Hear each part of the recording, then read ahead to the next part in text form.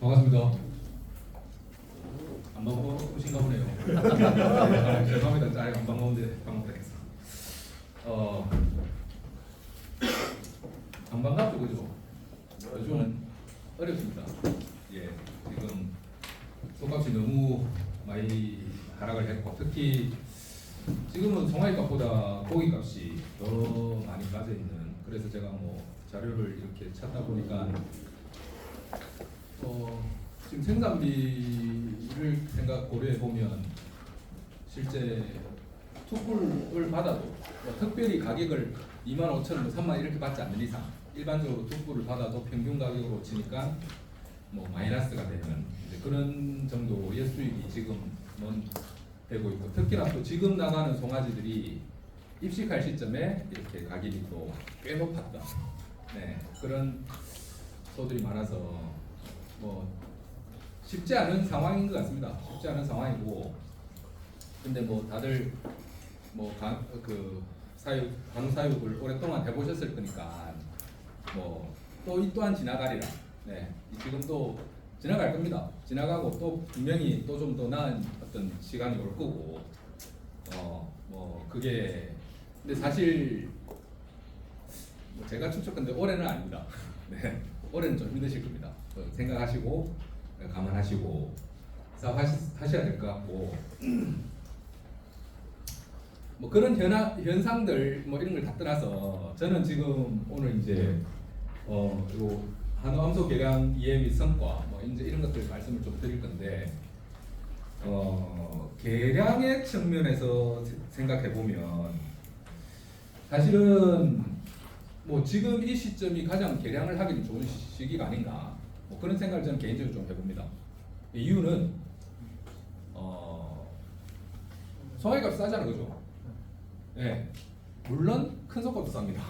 네, 근데 송아지값이 쌀 때 내가 지금 큰 소를 한 마리 팔고 좀 더 괜찮은 암송아지를 한 마리 사는다 생각하시고 그렇게 준비한다 생각하시고 지금은 이제 좀 괜찮은 집단을 만들어 가셔야 됩니다. 자, 근데 그게 왜 지금이냐? 다 힘들어 죽겠는데 왜 지금이냐? 근데 좀 돈 좀 벌면 하지. 소값 좀 회복하면 하지. 소값 회복하면 송아지 값도 같이 회복됩니다. 예. 근데 지금 한 300마리면 좋은 암소 살 거를 송아지 값이 회복되기 시작하면 이 암소들이 뭐 500만원이 될지 600만원이 될지 700이 될지 알 수가 없습니다. 왜? 좋은 소의 가치는 더 크게 상승할 거니까. 예. 그래서 저는 지금이다. 지금부터 준비해서 모아가고 만들어 가야지. 좀 좋아지면 해야지. 언제 좋아지겠습니까? 그거 딱 정해져 있습니까? 내년 오늘은 속값 좋아집니까? 내후년 오늘은 속값 좋아집니까? 모릅니다. 알 수 없습니다.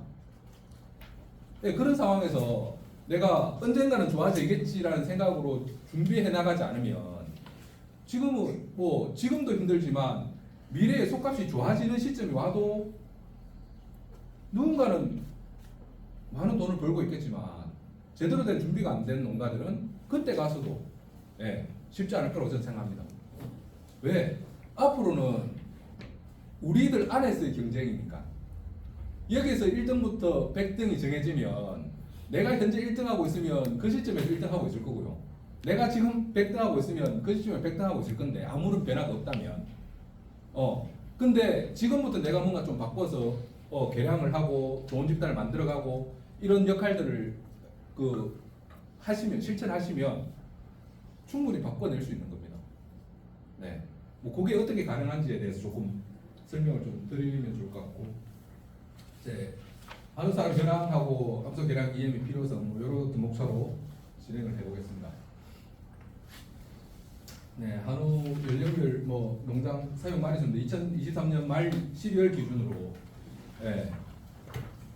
전체 한우 사용 마리수가 347만 7천 두로 집계가 됐네요. 네, 뭐 좀 줄었죠. 한창 뭐 360만 두가 넘어갔다 그랬었는데 조금 줄긴 했습니다. 근데 여전히 좀 더 줄여야 될 것 같고, 근데 농가 수는 지금 8만 7천 농가, 작년 12월 기준으로. 근데 뒤에 그 책자에는 아마 없을 건데 제가 최근 자료를 좀 조사해 보니까 지금 현재 전체 사육 마리수는 336만 두 정도 됩니다. 네, 336만 두 정도 되고 사육 농가 수가 83,600호 정도 되는데 뭐 여기서 이제 생각해 보셔야 되는 부분이 사육 농가 수의 감소죠. 네, 뭐 불과 통계의 어떤 오류 통계 차이가 있을 수 있지만 87,000호에서 83,600호까지 한 3,000호 가까이가 서너 달 만에 사라진 겁니다. 네, 어떤 농가들이 사라졌을까요? 100도 이상 규모의 농가들이 사라졌을까? 소규모가 다 없어졌을 겁니다. 네, 자, 소규모가 없어지는 부분도 이제 한번 생각해 보셔야 됩니다.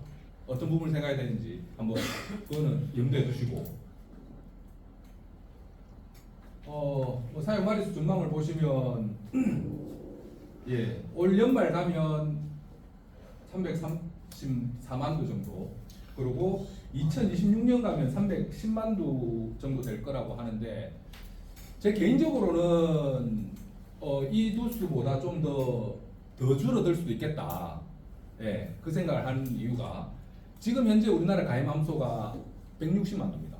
163만 두 정도 되는데 163만 두의 가임 암소가, 우리 가임 암소란 것은 1세 이상의 암소를 전부 다 가임 암소라고 얘기하거든요. 1세 이상의 암소를 전부 다 가임 암소라고 얘기하는데 이 1세 이상의 암소들 중에 뭐 지금 뭐 여기 앉아 계신 사장님들 농장도 마찬가지겠지만 최근에 비육 농장도 그렇고 일괄사육 농장도 그렇고 미경산업 비육이 굉장히 많이 늘었습니다. 자, 근데 얘네들이 전부 다 어쨌든 가임 암소로 다 잡힌다는 거죠. 자, 이 얘기는 무슨 얘기냐? 지난 3년 동안 평균적으로 한 100만 두의 송아지가 태어났을 겁니다. 100만 두. 자, 그러면 160만 두의 가임 암소라고 가정했을 때 100만 두가 태어났다. 그러면 수태율이 얼마나 되죠? 한 70% 좀 넘나요? 그 정도로 가정을 해봅시다. 자, 근데 현재 잡히고 있는 거는 160만 두지만 실제 번식으로 활용되고 있는 건 저는 뭐 한 120, 30만 두 정도밖에 안 될 거라고 보거든요. 속값을 주니까 더 지금 미경사로 비용을 많이 하고 암소 감축하라, 뭐 전용력 돋대하라, 뭐 이렇게 얘기를 하니까 그 가임 암소들 중에서 미경산 비육으로 지금 활용되고 있는 것들이 엄청나게 많을 수 있다는 거죠. 사실은 그게 지금 속값 하락에 어떤 영향을 미쳐갈 거고 미치고 있는 부분이고, 왜냐하면 지금 계속 출하량은 많아지고 앞으로 올해 내년 한 상반기 내년 추석 정도까지는 그 출하 두수가 많아질 겁니다. 왜냐하면 2년 전부터 미경산으로 비육을 했던 농가들이 이제는 출하를 해야 되는 시점이 다가오고 있으니까. 네. 자, 그러면 그건 상대적으로 무슨 얘기냐? 2, 3년 뒤에는 태어날 송아지 숫자가 확연하게 줄어들 수 있다는 겁니다. 가능성입니다. 뭐 그게 확정된 건 아니지만 지금 현재 산업 구조나 이런 변화를 놓고 봤을 때 그렇게 바뀔 수 있다고요. 자, 그러면 26년에는 317만 두가 안 될 수도 있겠다. 이게 또 왜 그러냐면 소규모 농가들은 내가 소 5마리 키우다가 7마리, 8마리 키우기가 크게 어렵지 않았습니다. 예전에는. 지금처럼 뭐 그 적법화가 돼 있던 시대도 아니었고, 근데 지금은 전부 다 적법화 다 해가지고 예, 사육밀도 다 나와버립니다. 사육밀도 좀 넘었으면 시에서 줄이라고 또 이렇게 조치 들어오잖아요. 자, 근데 그 상황을 뭐 100두 키우는 농가가 150두로 키우겠다? 그럴 수가 없습니다. 앞으로 가면 갈수록. 그렇기 때문에 이전처럼 속값이 좀 좋아진다고 해서 급격하게 마리수가 늘어나는 그런 시절, 그런 시기가 되기가 쉽지 않다는 얘기인 거죠. 네, 그런 부분들 조금 뭐 생각해 보시면 좋을 것 같고, 예, 357만 두, 예, 355만 두에서 지금 뭐 향후 330만 두까지 이렇게 갈 거다. 뭐 그리고 도축 증가는 올해를 기점으로 내년부터는 좀 줄어들 거라고 하는데, 뭐 요것조차도 어쨌든 뭐 미경산 암소가 얼마나 나올지 이제 이런 것들에 따라서 좀 달라질 수 있다. 그렇게 생각해 보시면 될 것 같고, 가격은 지금 도축 마리수는 올해 97만 두 정도를 예상하고 있는데 뭐 저게 넘을 수도 있겠다. 그런 생각을 조금 해볼 수 있는 것 같고요. 가격적으로 보면 지금 뭐 예, 2분기 지금 2분기죠. 17,000원에서 18,000원. 정도라고 하는데 지금 한 16,000원 정도 되나요? 1등급 기준으로 16,000원 안 되죠. 13,000원, 4,000원 정도 되나요? 네, 뭐그 정도 수준이니까 이미 전망상으로는 조금 벗어났는데 그럼 과연 하반기로 가면 갈수록 이 가격대가 유지될 수 있을 거냐? 그것도 사실은 조금 의문입니다. 네. 지금 수준에서 더 좋아지기 쉽지 않을 것 같다. 왜? 지금 툭불이 평균이 지금 19,000원대로 내려가 버렸거든요. 네, 물론 뭐 9번 툭불 이런 것들은 21,000원씩, 22,000원씩 이렇게 받긴 하지만 뭐 예, 이 가격이 쉽지 않을 거다. 그렇게 조금 보셔야 될 것 같고 거세우기 있습니다. 단지 송아지 가격은 뭐 상대적으로 조금 잘 유지가 되고 있는 오히려 근데 최근에 조금 많이 떨어졌다고 하더라고요. 최근에 가면 갈수록 뭐 수송아지 값도 그렇고 함송아지 값도 그렇고 100만 원 정도 차이가 나지만 어쨌든 예, 가격이 좀 많이 떨어지고 있다. 예, 이런 것들이 조금 더 지속될 수 있겠다. 뭐 그렇게 보시면 될 것 같고 사실은 사료값은 2022년 중반기부터 조금 꺾였는데 근데 사료값 뭐 국제 곡물 지수가 꺾이는데 왜 그럼 사료값은 크게 안 내리냐? 이게 사료값을 구성하는 데는 여러 가지 요인이 있죠. 단순히 곡물가가 떨어진다고 해서 사료값이 떨어질 수 있는 상황은 아니거든. 지금 뭐 우크라이나 러시아 전쟁도 그렇고 뭐 이스라엘 뭐 이게 그네들이 전쟁하는 거하고 우리하고 무슨 관계냐라고 하실 수 있지만 그 물류, 유통 이런 것들에 대한 가격이 올라가는 상황이기 때문에 사료값이 단순히 떨어졌다고 해서 곡물가가 떨어졌다고 해서 뭐 사료값이 뭐 크게 영향을 받는 그런 상황은 쉽지 않다. 그렇게 좀 이해를 하시면 좋을 것 같습니다. 자, 근데 이제 우리가 사육 두수 감축을 해야 된다 이런 얘기를 많이 하는데 예전에 누군가 이런 얘기 하시더라고요.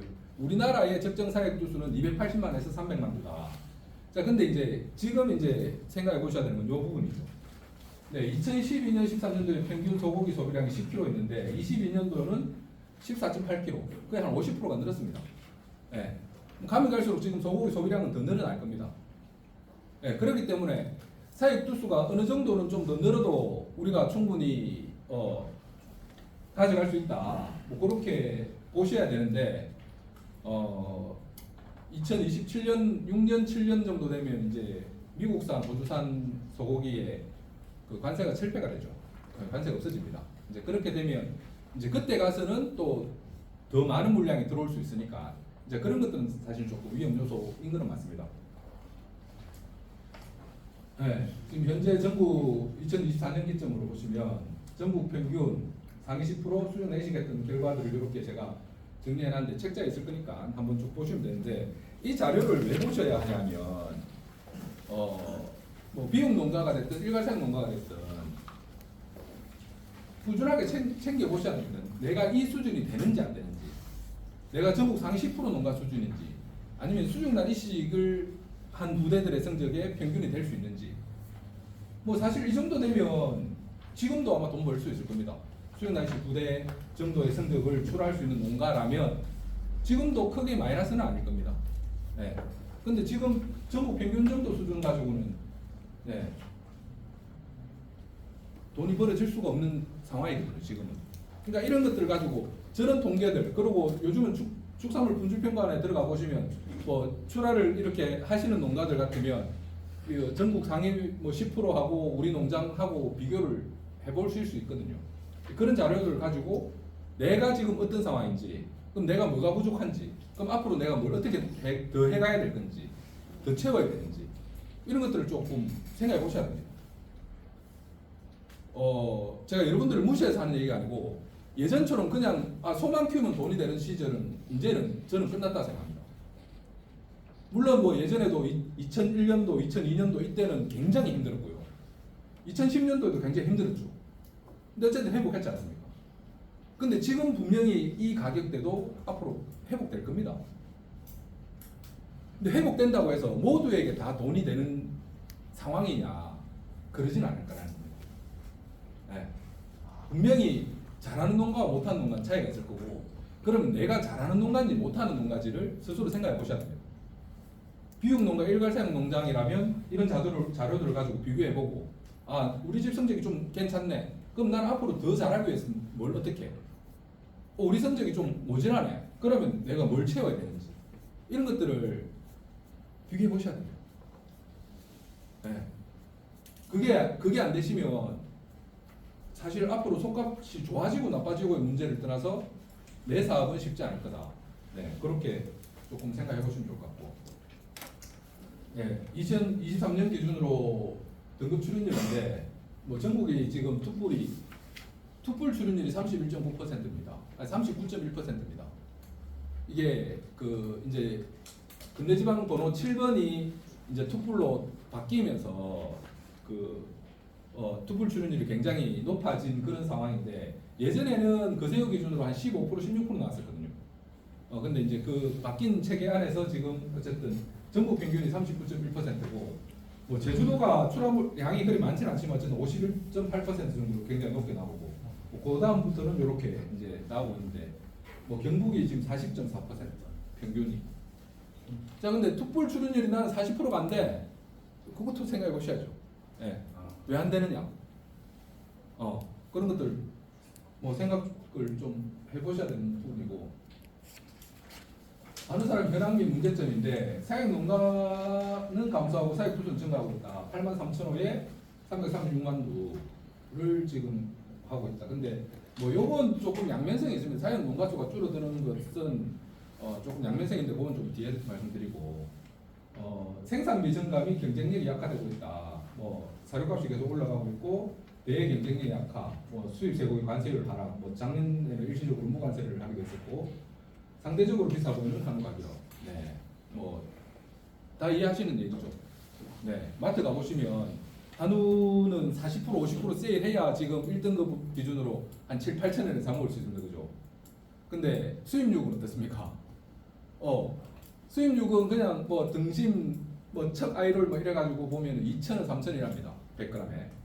근데 물론 그것도 세세히 좀 따져보면 뭐 살치살이라든지 뭐 갈비살이나 이런 것들은 수입육도 100g에 8, 9천원씩 합니다. 물론 그런 거 안 사 먹겠죠, 사람들이. 한우 먹겠죠.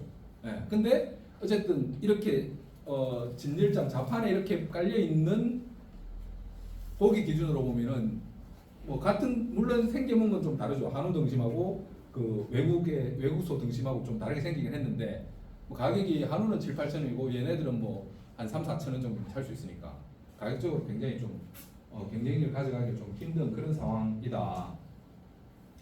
그리고 고령화와 낮은 두개농 확보 비율. 네, 고령화 뭐 모든 지역에 지금 다 같은 고민인 것 같습니다.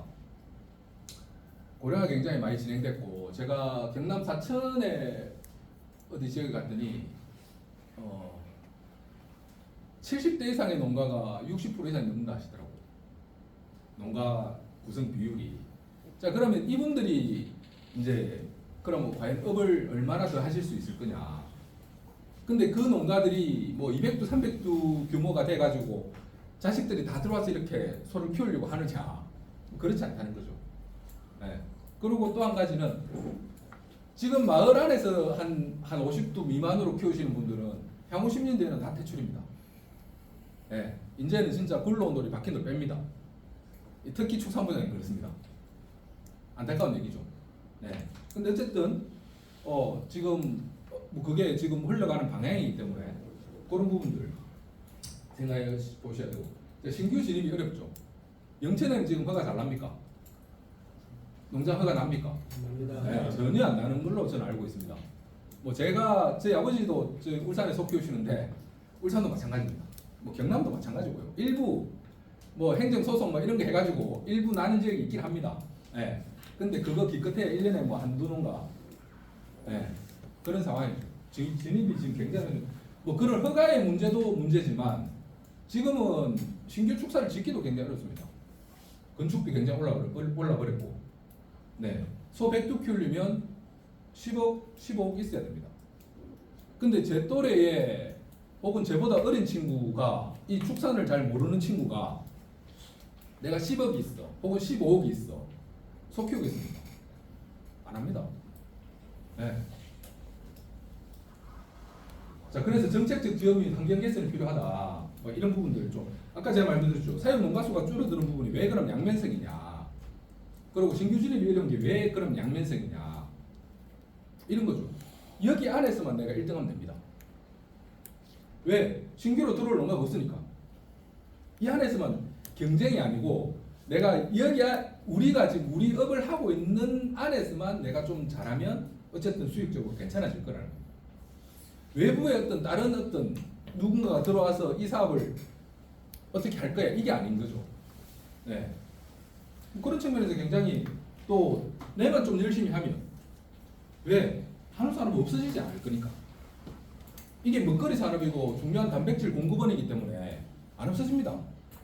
예, 없어진다 하더라도 제일 늦게 없어질 겁니다. 제가 누가 그 강의를 하러 갔더니 어떤 젊은 친구가 그 얘기를 하더라고요. 한 20대 중후반 정도 되는 친구 일찍이 이제 귀농을 해서 소를 키우는데 저출산 얘기를 하더라고. 앞으로 저출산이 굉장히 지금 현재도 심각하고 앞으로 더 심각해질 건데 이 사업은 괜찮냐? 제가 그래서 그랬죠.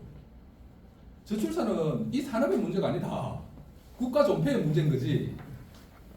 자, 그런 측면에서 어쨌든 없어진다고 본다면 가장 늦게 없어질 산업이 나는 이 한우 산업이라고 생각한다.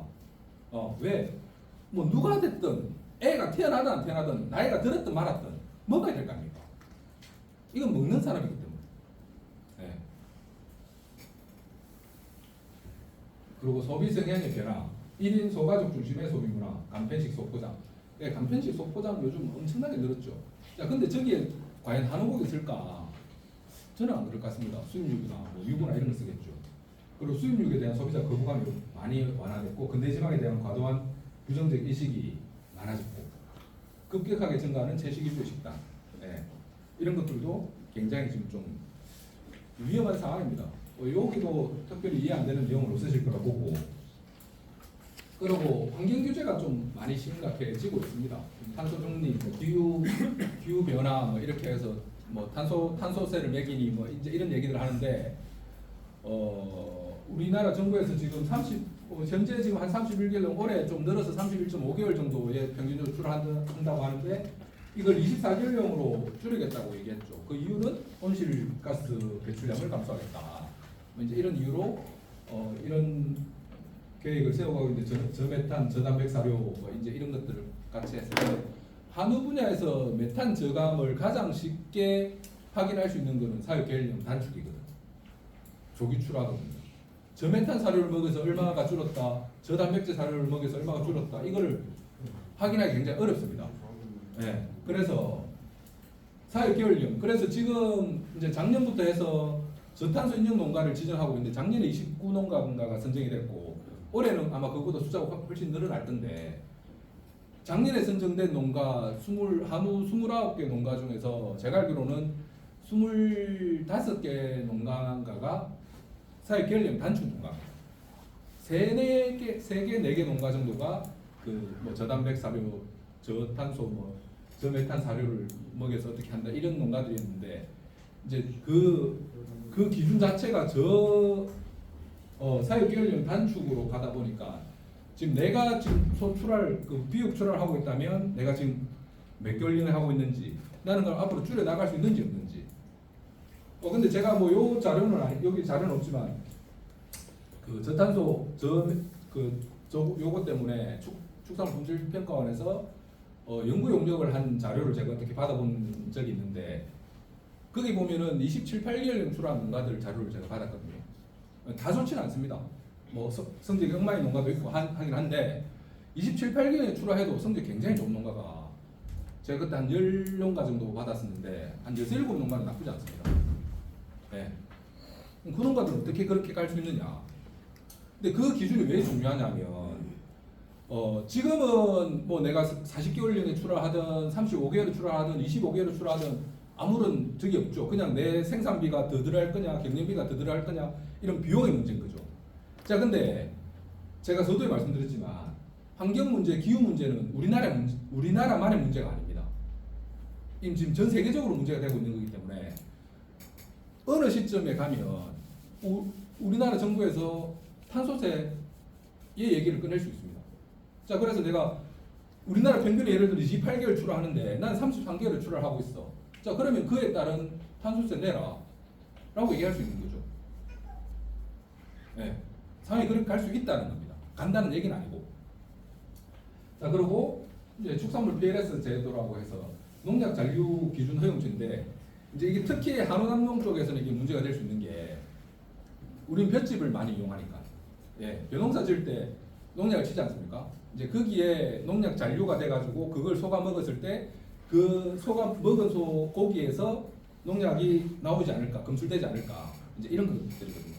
그런 것들도 지금 제도적으로 조금 제가 하고 있다는 거. 그리고 바이오가스 촉진법 사실은 이거는 우리 한우 농가는 사실은 해당 사항이 없습니다. 근데 양돈 양계 쪽에서 이제 그 바이오가스를 가지고 이걸 에너지로 전환하는 어떤 그런 그 시스템을 구축할 거냐 말 거냐 이제 그런 문제인데 안타까운 건 이게 축산법으로 들어왔다는 거. 그게 양돈 양계법이 아니고 축산법으로 들어와서 지금 와 있기 때문에 우리 그 앞으로 이게 이제 한우 농장에도 어떻게 영향을 미칠지 알 수 없다는 거. 이제 그런 부분들이 조금 우려스럽다는 거고. 와, 근데 저 너무 지금 암담한 얘기 만든 거죠.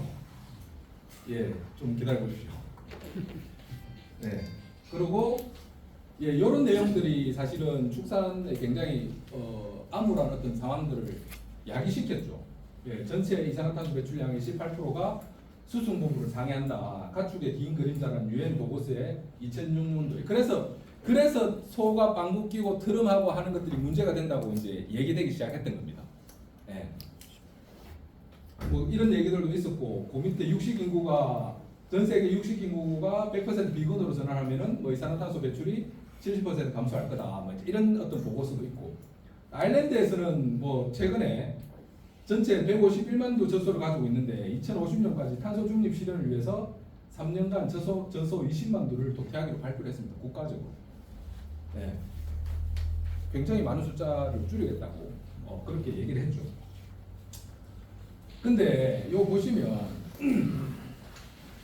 이게 2022년도에 우리나라 환경부에서 발표한 자료인데 전체 100%라고 가정을 했을 때 축산 분야가 농업 전체가 배출하는 퍼센트가 3.2%밖에 안 됩니다.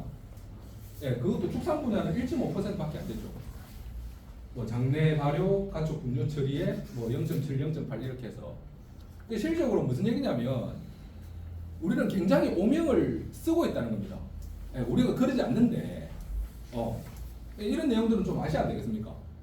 그래서 누가 그 소 방구 끼고 트름하면 그만이 뭐 탄소가 많이 나온다며 이러면 좀 똑바로 알고 얘기해라. 이 정도는 얘기할 수 있어야 될 거 아닙니까? 그런 얘기들을 좀 하셨으면 좋겠습니다. 근데 물론 이런 부분이 있죠. 우리 소 출하할 때 움직이는 차가 축산 분야에서 발생시키는 건지 수송에서 발생시키는 건지 뭐 우유 납품할 때 마찬가지고 송아지 시장에 나갈 때 마찬가지고 이렇게 우리는 이제 우리 일상생활에 자동차를 엄청나게 많이 활용하고 있는데 이게 축산인지 수송인지 이 경계가 굉장히 좀 애매하긴 합니다. 근데 단순히 그냥 이렇게 장내 발효 가축 분뇨로만 놓고 보면은 전체 100%에서 1.5%밖에 차지하지 않는다는 거. 자, 그럼 수송에 아까 소출하고 하는 것들을 다 포함시킨다 하더라도 앞에서 얘기했던 것처럼 18% 20% 넘어간다. 혹은 뭐 100% 육식을 없애고 다 채식을 하면 뭐 얼마가 줄어든다. 이건 사실 말이 안 되는 거죠. 근데 말이 되는 것처럼 저렇게 얘기를 하고 있다고. 이런 내용들을 좀 아시고 혹시나 누군가가 이렇게 반박을 하면 이런 부분에 대해서 조금 좀 자세하게 뭐 자세하게까지는 아니더라도 자료 잘 한번 찾아봐라 그거 아니라더라. 그렇게 정도는 말씀하셨으면 좋겠다. 자, 근데 한우는 사실 굉장히 유용한 가축이죠. 한우는 사실 버릴 게 없습니다. 똥까지도. 똥도 퇴비로 쓰고, 한우 고기에서 지방이 많이 나오면은 그 다 버릴 것 같잖아요, 그죠? 근데 우리 화장품 만들 때 그 한우 지방 쓰는 거 아십니까? 그 화장품 만들 때 한우 지방을 가져가거든요. 화장품 만드는 원료로 씁니다. 자, 요즘은 제각을 많이 해서 뿌리 잘 없긴 한데 소 뿌리지 않습니까? 가구 만들 때 씁니다. 그 문양으로 이렇게 가져가는 그 분들이 있으시더라고. 그러니까 뭐 여기도 적어놨지만 한우는 굉장히 쓰임이 다양합니다. 내장까지도 우리는 다 먹으니까. 그래서 한우는 저는 굉장히 자, 20분 동안 굉장히 암울한 얘기만 했는데 굉장히 괜찮은 사업이라고 저는 생각합니다. 네. 자, 그러면 어떻게 할 거냐? 자, 한우 사육은 매력적이다. 일괄 사육도 할 수 있고, 비우고, 번식도 할 수 있고, 임시로 판매도 할 수 있고, 송아지 판매도 할 수 있고, 여러 가지 어떤 사업 모델이 있다는 거죠. 네. 그런 측면에서 굉장히 매력적이고, 한우의 가장 큰 매력은 뭡니까? 한우의 가장 큰 매력은 뭡니까?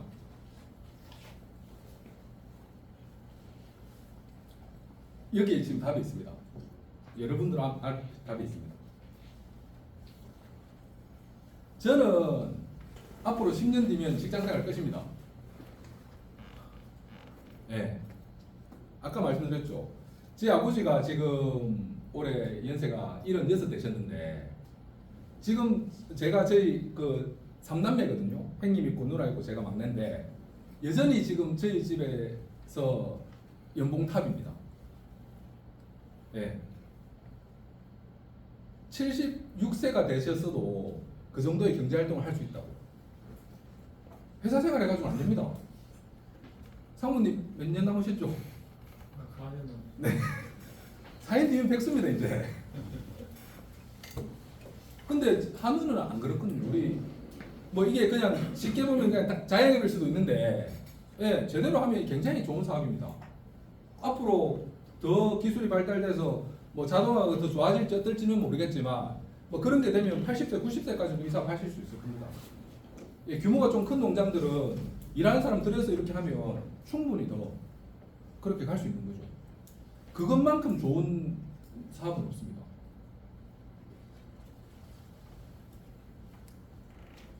예, 그러면 무엇을 할 거냐? 개량을 할 거냐? 사료 사양을 할 거냐? 자, 근데 이제 저는 당연히 개량을 얘기하러 왔겠죠. 예, 개량을 얘기하러 왔고, 사료 사양은 사료를 비벼서 자가 TMR을 해서 이렇게 하시면 생산비가 좀 줄어들 수 있습니다. 사료값을 절감할 수 있으니까, 그죠? 네. 근데 그거는 절감입니다. 절감, 줄이는 겁니다. 근데 소를 개량해 놓으면요, 이 가능성이 얼마나 커질지 알 수 없습니다. 1월달에 제가 어떤 교육을 듣는데, 왜 그 교육을 왜 했느냐? 저 경북 양양인가, 하여튼 저 동네였는데, 저 김해 축공, 김해 부경 축공에 소 출하를 했더라고요. 출하를 했는데 암소 비육인데 경매 단가를 8만 원 받았습니다. 400kg 하더라고. 그럼 얼마입니까? 3,200만 원. 자, 근데 그 한 마리만 나왔냐? 그 전주행가는 6만 4천 원을 받았습니다. 왜? 그럼 사료비 절감하면은 기껏해야 100만 원 법니다. 예, 뭐 하시는 분 있으면 제가 폄하하려는 얘기는 아니고 기껏해야 100만 원 아낍니다. 예. 근데 그렇게 소를 잘 만들어 놓고 하니까 6만 4천 원짜리도 8만 원짜리도 나오더라는 겁니다. 물론 그게 일반적이진 않죠. 일반적인 상황은 아니죠. 예. 근데 그 농장을 제가 직접 가보진 않았지만, 뭐 얼마나 어떻게 관리했는지 모르겠지만, 그 섬에 한 10마리 정도를 출하했는데 평균 출하 그 평균 경매 가격이 32,000원인가 받았습니다. 네. 그런 농장을 보고 가야 안 되겠습니까? 사료 잘 비비면 그게 됩니까? 사료의 문제라면, 사료만 좋으면 나는 충분히 좋은 등급을 만들 수 있으라고 누군가가 말씀하신다면 꼭 물어보십시오. 집에 소 등급이 다 똑같냐고. 집에 소 무게가 다 똑같냐고. 어떤 소는 600kg도 나가고 어떤 소는 350kg도 나갑니다. 그럼 그 집에서 350kg 나가는 소는 하루에 1kg씩 살을 주고 600kg 나가는 소는 하루에 10kg 살을 줬겠습니까? 똑같이 줬을 겁니다. 물론 서열에 따라서 좀 많이 먹은 놈이 있을 거고 적게 먹은 놈이 있겠지만 똑같은 환경에서 똑같이 줬을 거라고. 근데 어떤 놈은 왜 350kg 나가고 어떤 놈은 왜 600kg 나가냐고. 그 차이는 뭡니까? 그게 소 차이입니다. 소 차이. 자, 계량이 뭐냐? 그 소의 차이를 만들어 보자는 겁니다. 어차피 다 똑같은 소가 아니니 내가 좀 더 관심 갖고 좀 더 뭔가 해서 그 차이를 한번 만들어 보자는 겁니다. 근데 계량하라고 얘기하면 꼭 이런 말씀 하시죠. 천일이었다. 우차라고. 우째야 됩니까? 그래서 안타까운 선택을 하시죠. 예, 집에 순놈을 키웁니다. 예, 자연종로 하죠. 제가 알기로는 영천에 그런 농가 많은 걸로 알고 있습니다. 뭐 제가 뭐 영천에 많은 농가는 아니지만 제가 뭐 다른 일 때문에 맨 농가를 가보니까 뭐 그런 농가들이 좀 보기가 좀 안타깝긴 했는데, 예, 현실적으로 정액을 몽고하니까 난 그렇게라도 해야 되겠어. 왜 그걸 제가 욕하는 건 아닙니다. 그렇다고 자연정보를 한다고 모두 성적이 안 좋냐? 뭐 그렇지도 않습니다, 사실은. 네. 근데 위험 부담이 너무 크다는 거죠. 관리가 안 된다는 거죠. 질병 문제 어떻게 할 겁니다? 어떻게 할 겁니까? 만약에 우리 집에 어떤 소가 질병을 가지고 있다면 알 수 없지 않습니까?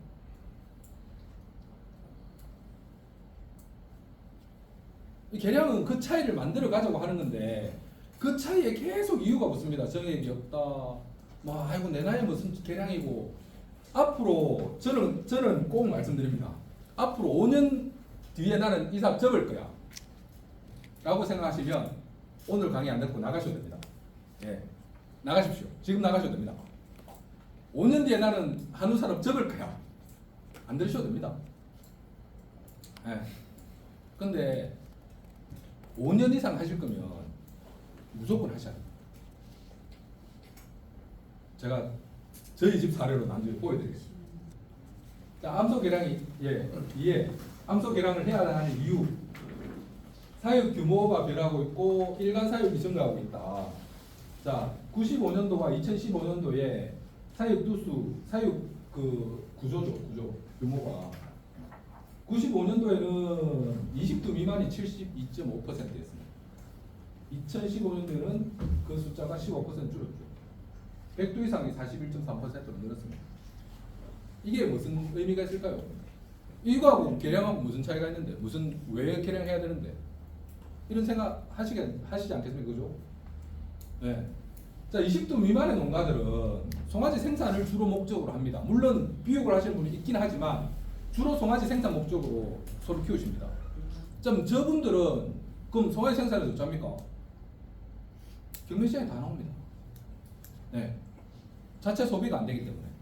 자, 그러면 예전에는 영천 가축 시장에 가든 뭐 대구 가축 시장을 가든 울산을 가든 어디를 가든 경주를 가든 좋은 소를 구할 수 있는 가능성이 굉장히 높았습니다. 왜? 이렇게 많은 농가가 송아지를 생산해 가지고 다 끌고 나올 거거든. 자, 근데 지금은 어떻습니까? 그게 15%로 줄었습니다. 앞으로는 더 줄겠죠. 왜? 아까 제가 말씀드렸잖아요. 지금 현재 마을 안에서 50두 미만으로 키우는 농가들은 싹 없어질 거라고. 그럴 수밖에 없습니다. 민은 어떻게 하실 겁니까? 네, 근로원들이 바뀐 대로 뺀다니까요, 이제. 네, 그리고 번식을 주로 하던 농가들이 이제는 일괄사육으로 많이 돌았습니다. 근데 피육을 하던 농가는 번식을 같이 못합니다. 우리 사람은 이 편함에 한번 익숙해지면 불편함을 감수할 수가 없거든. 근데 비육은 편합니다. 아침에 사료수 쫙 주고 뭐 한 번 주시는 분은 아침이든 저녁이든 한 번 쫙 주고 가시면 되고. 근데 번식은 어떻습니까? 발전 관찰도 해야 되고 수정도 시켜야 되고 송아지도 받아내야 되고 그 설사하면 설사 치료도 해야 되고 힘들거든. 그래서 번식을 하시는 분들은 일괄사육 비육으로 같이 이렇게 하시는 분들이 많지만 비육 하시던 분이 번식을 같이 해야 되겠다. 송아지가 수급이 줄었으니까 번식을 같이 해서 내가 자체적으로 좀 가져가야 되겠다. 어렵습니다. 지금 이미 경남에 저 김해 가면 경남 김해는 좀 지역적으로 좀 특이한 지역이라서 2세 후계농들이 많이 들어왔거든요. 근데 이 친구들이 대부분 비육으로 시작을 했어요. 그러다 보니까 이제 고민합니다. 와, 내년에, 내후년에 송아지 어디서 사지? 어디 가서 송아지 구하지? 이제 현실적으로 그 고민을 하고 있습니다, 이미. 네. 뭐 이런 상황이다. 그리고 자, 뭐 계속 말씀드린 일괄사육으로 많이 전환하고 있다. 그리고 대부분 2, 3, 4로 도축하고 있어 개량의 성과가 축제가 안 됩니다. 우리나라는. 뭐 최근에 조금씩 변화가 되고 있긴 하지만 우리나라 평균 한우 암소 산차가 2.5산이 안 됩니다. 첫 새끼가 만약에 순놈이었다. 그럼 이 순놈이 비육돼서 죽을 때 어미도 같이 죽습니다. 2배 정도 놓고 나면 다 죽거든. 예, 우리나라는 구조적으로 그렇습니다. 그래서, 그러니까 제가 아까 말씀드린 정액이 없어서 개량을 못한다. 그 좋은 정액을 146을 구해가지고 왜 2배 빼고 죽입니까? 그럼 10배 가져가야죠. 20배 가져가야죠. 예, 넣을 때까지 가져가야죠. 근데 왜 그 고기값 떨어진다고 2배, 3배 넣고 그걸 죽이냐고. 근데 지금 계속 그러고 있다는 겁니다. 그러면서 정액이 없다는 얘기를 합니다. 물론 그 소 고기값은 잘 받을 수 있죠. 근데 그걸 가지고 새끼를 10마리를 받아내면 고기값 아무 의미 없을걸요. 자, 근데 일본 우리가 뭐 그렇게 좋아하지 않지만 일본은 어떠냐? 일본은 6세 이상의 다산호가 2세 이상 가임암소 전체에서 48.9% 차지합니다. 거의 50%가 가임암소들 중에서 6세 이상이라고. 네. 자, 그만큼 좋은 소와 나쁜 소를 가려낸다는 거죠. 좋은 소는 계속 키우는 거고 나쁜 소는 비육에서 정리하든지 빨리 정리하는 거죠. 자, 10세 이상도 18.3%나 차지한다고. 일본. 저만큼 그런 부분이 뭐 체계가 됐다고 봐야 되는 거죠. 자, 개체에 따라서 현격하게 나타나는 가격 차이. 지금 뭐 경매시장 가보시면 아시겠지만 지금도 뭐 수송아지 평균이 한 330만 원 하고 암송아지가 230만 원 할 건데 지금도 좋은 수송아지는 500만 원 합니다. 600만 원 나옵니다. 네. 똑같은 개월령에 물론 똑같지 않겠지만 똑같은 개월령에 어떤 농가는 600만 원을 받고 어떤 농가는 200만 원을 받으면 이건 뭔 차이입니까? 이것도 사료를 잘 먹여서 그런가? 사료비 아껴서 그게 된 겁니까?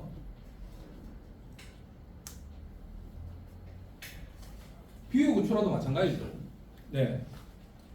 지금 아까 1등급 기준으로 제가 계산해 보니까 1등급 기준으로 500kg 정도 받으면 지금 한 650만 원 받습니다. 가격적으로 보면. 네. 근데 여전히 1000만 원짜리 받는 농가가 있거든. 아까 올 1월 달에 했지만 3200만 원짜리 소 만들잖아요. 차이가 있는 거죠. 네. 소에 따른 차이가 그만큼 크다는 겁니다. 소에 따른 차이가. 이제 그 부분은 꼭 좀 생각하셔야 되는 거고. 자, 그럼에도 이러한 상황에서도 많은 농가들이 개량 안 합니다. 개량을 왜 안 하는지 아십니까? 개량을 왜 안 할까요? 다 개량하십니까? 자, 난 개량하고 있다. 손 한번 들어봅시다. 이거 주눅 들지 말고. 예. 제가 계속 뭐라는 건 아니고 난 개량하고 있다. 손 한번 들어봅시다. 2분밖에 안 하십니까? 영천에. 노력을 하고 있지. 그렇게 잘 안 되답니다. 잘 되고 안 되고는 중요하지 않습니다. 개량하고 있다. 손 한번 들어봅시다. 아까 2분 두셨는데 안 되시나? 예. 선발 도태 하십니까? 개량하신 2분은 선발 도태는 하십니까? 선발 도태가 뭐냐? 이제 이 개량을 안 하시는 거죠. 물론 이게 용어의 이해 문제일 수 있는데 내가 소를 예를 들어서 100마리를 키우고 있으면 능력이 떨어진다, 소가 안 좋다는 이유로 연간 10두에서 20두를 없애시냐고. 비우고 있는 거 아십니까? 그러면 하시는 겁니다. 기본입니다. 개량이 기본입니다. 선발 도태. 자, 내가 100두의 소를 키우고 있으면 연간 10에서 20%는 정리하셔야 됩니다. 그게 예를 들어서 저게 새끼를 못 넣고 다리가 부러지고 이게 아닙니다. 수정이 안 되고 이게 아닙니다. 물론 그런 기준이 될 수도 있겠지만 기본적으로 개량의 개념으로 놓고 보면 저 소가 능력이 좋은지 나쁜지 자, 그래서 내가 10마리를 키우고 있다면 두세 마리는, 한두 마리는 바꿔야 됩니다. 바꿔내야 됩니다. 이걸 한 마리를 바꾸면 좀 난 소극적인 거고, 4마리, 5마리를 바꾸면 적극적인 거고. 근데 우리 집 소가 능력이 안 좋다. 별로 그렇게 성질이 안 좋다. 그럼 적극적으로 하셔야 돼요. 자, 그래서 아까 제가 처음 말씀드렸잖아요. 큰 소 팔아서 500만 원을 받았어. 500만 원 받기 쉽지 않겠지만 500만 원 받았어. 그러면 350만 원짜리 좋은 암송아지 한 마리 사셔야 됩니다. 왜? 우리 집에 태어나는 소는 좋을 가능성이 별로 없거든. 왜? 그 의미가 안 좋았으니까. 그게 개량의 시작이야. 개량의 출발이야. 네. 그러면 의미가 좋고 안 좋고 기준이 어떻게 만들어서야? 어떻게 기준해서야? 의미가 좋고 안 좋고의 기준이 뭐냐? 네. 그 소의 유전 능력이죠. 유전 능력을 하려고 하면 보통 2, 3, 3, 4안에서 끝나니까 이게 유전 능력이 이게 뭐 암소나매나 키우고 숙소나매나 팔고 이런데 그게 능력을 어떻게 그게 잘 안 되잖아요.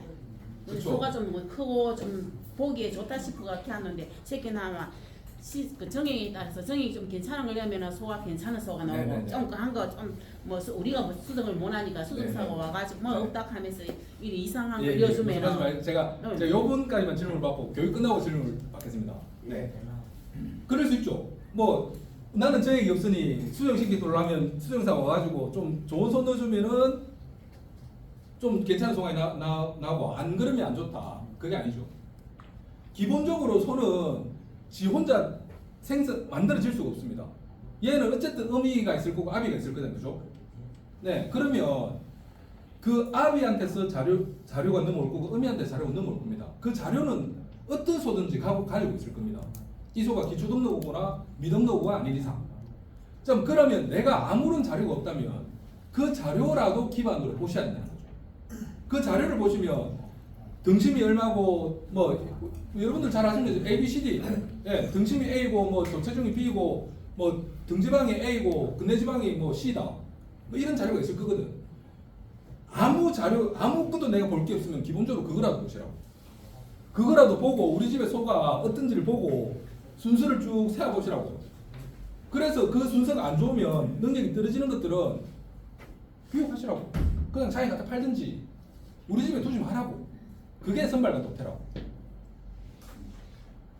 예. 일단 교육 끝나고 질문 받겠습니다. 자, 어떻게 갈 것인가? 예, 결국 목표라는 걸 세우셔야 됩니다. 목표가 있어야 됩니다. 내가 어디로 갈 건지, 내 목표는 뭔지. 나는 도체중이 좀 컸으면 좋겠어. 이것도 목표입니다. 아니, 나는 근내지방도가 굉장히 좋았으면 좋겠어. 이것도 목표입니다. 자, 그 목표가 있어야 내가 어떤 형질을 개량할 것인지가 결정이 됩니다. 시수소 정에 보시면 도체중, 등심 단면적, 등지방 두께, 근내지방도 이 네 가지가 있지 않습니까? 이 네 가지 전부 다 좋은 걸 하시려면 146을 하시면 됩니다. 근데 146 구하기 쉽습니까? 그러니 나는 우리 집의 암소들을 이렇게 보니까 덩치가 꽤 좋아. 자, 그러니까 나는 근내지방도부터 만들어야 되겠어. 자, 그러면 정액 중에 근내지방 좋은 것부터 골라보는 겁니다. 쭉 줄쳐놓고 골라놓고 나서 근내지방만 보기는 뭔가 좀 아쉬우니까 등심도 한번 볼까? 도체중도 같이 한번 볼까? 그렇게 가셔야 된다고. 내가 그냥 146을 딱 정해놓고 나는 무조건 146. 이게 무슨 계량입니까? 구하지도 못한 정액 가지고. 자, 그래서 번식 기술을 뭘 활용할 건지, 내가 수정란 이식을 할 건지, 아니면 인공 수정을 할 건지, 가장 안타까운 자연 정부를 할 건지. 예. 수정란 이식 가장 빠른 계량의 방법입니다. 근데 자료 관리 안 되면 아무것도 없죠. 그래서 어쨌든 유동력 평가하고 계획 교배를 할 건지 말 건지 이런 것들을 가지고 고민하셔야 되는 거고. 좋은 소는 뭐 여기 뭐 형질이 어떻고 뭐 다 돼 있지만 결국엔 돈 많이 벌어주는 소가 제일 좋은 소죠. 내한테 돈을 많이 벌어주는 소가 뭔지를 판단하셔야 됩니다. 이런 거죠. 난 번식만 하고 있어. 진짜 멋들어지게 좋은 146을 넣어가지고 새끼를 만들어냈어. 10년이 지나도 새끼를 한 마리 못 놓네. 이게 좋은 소입니까? 그런 거 판단하셔야죠. 내가 번식하고 있는데 1년에 일산까지는 아니더라도 한 400일에 한 마리는 놔줘야지.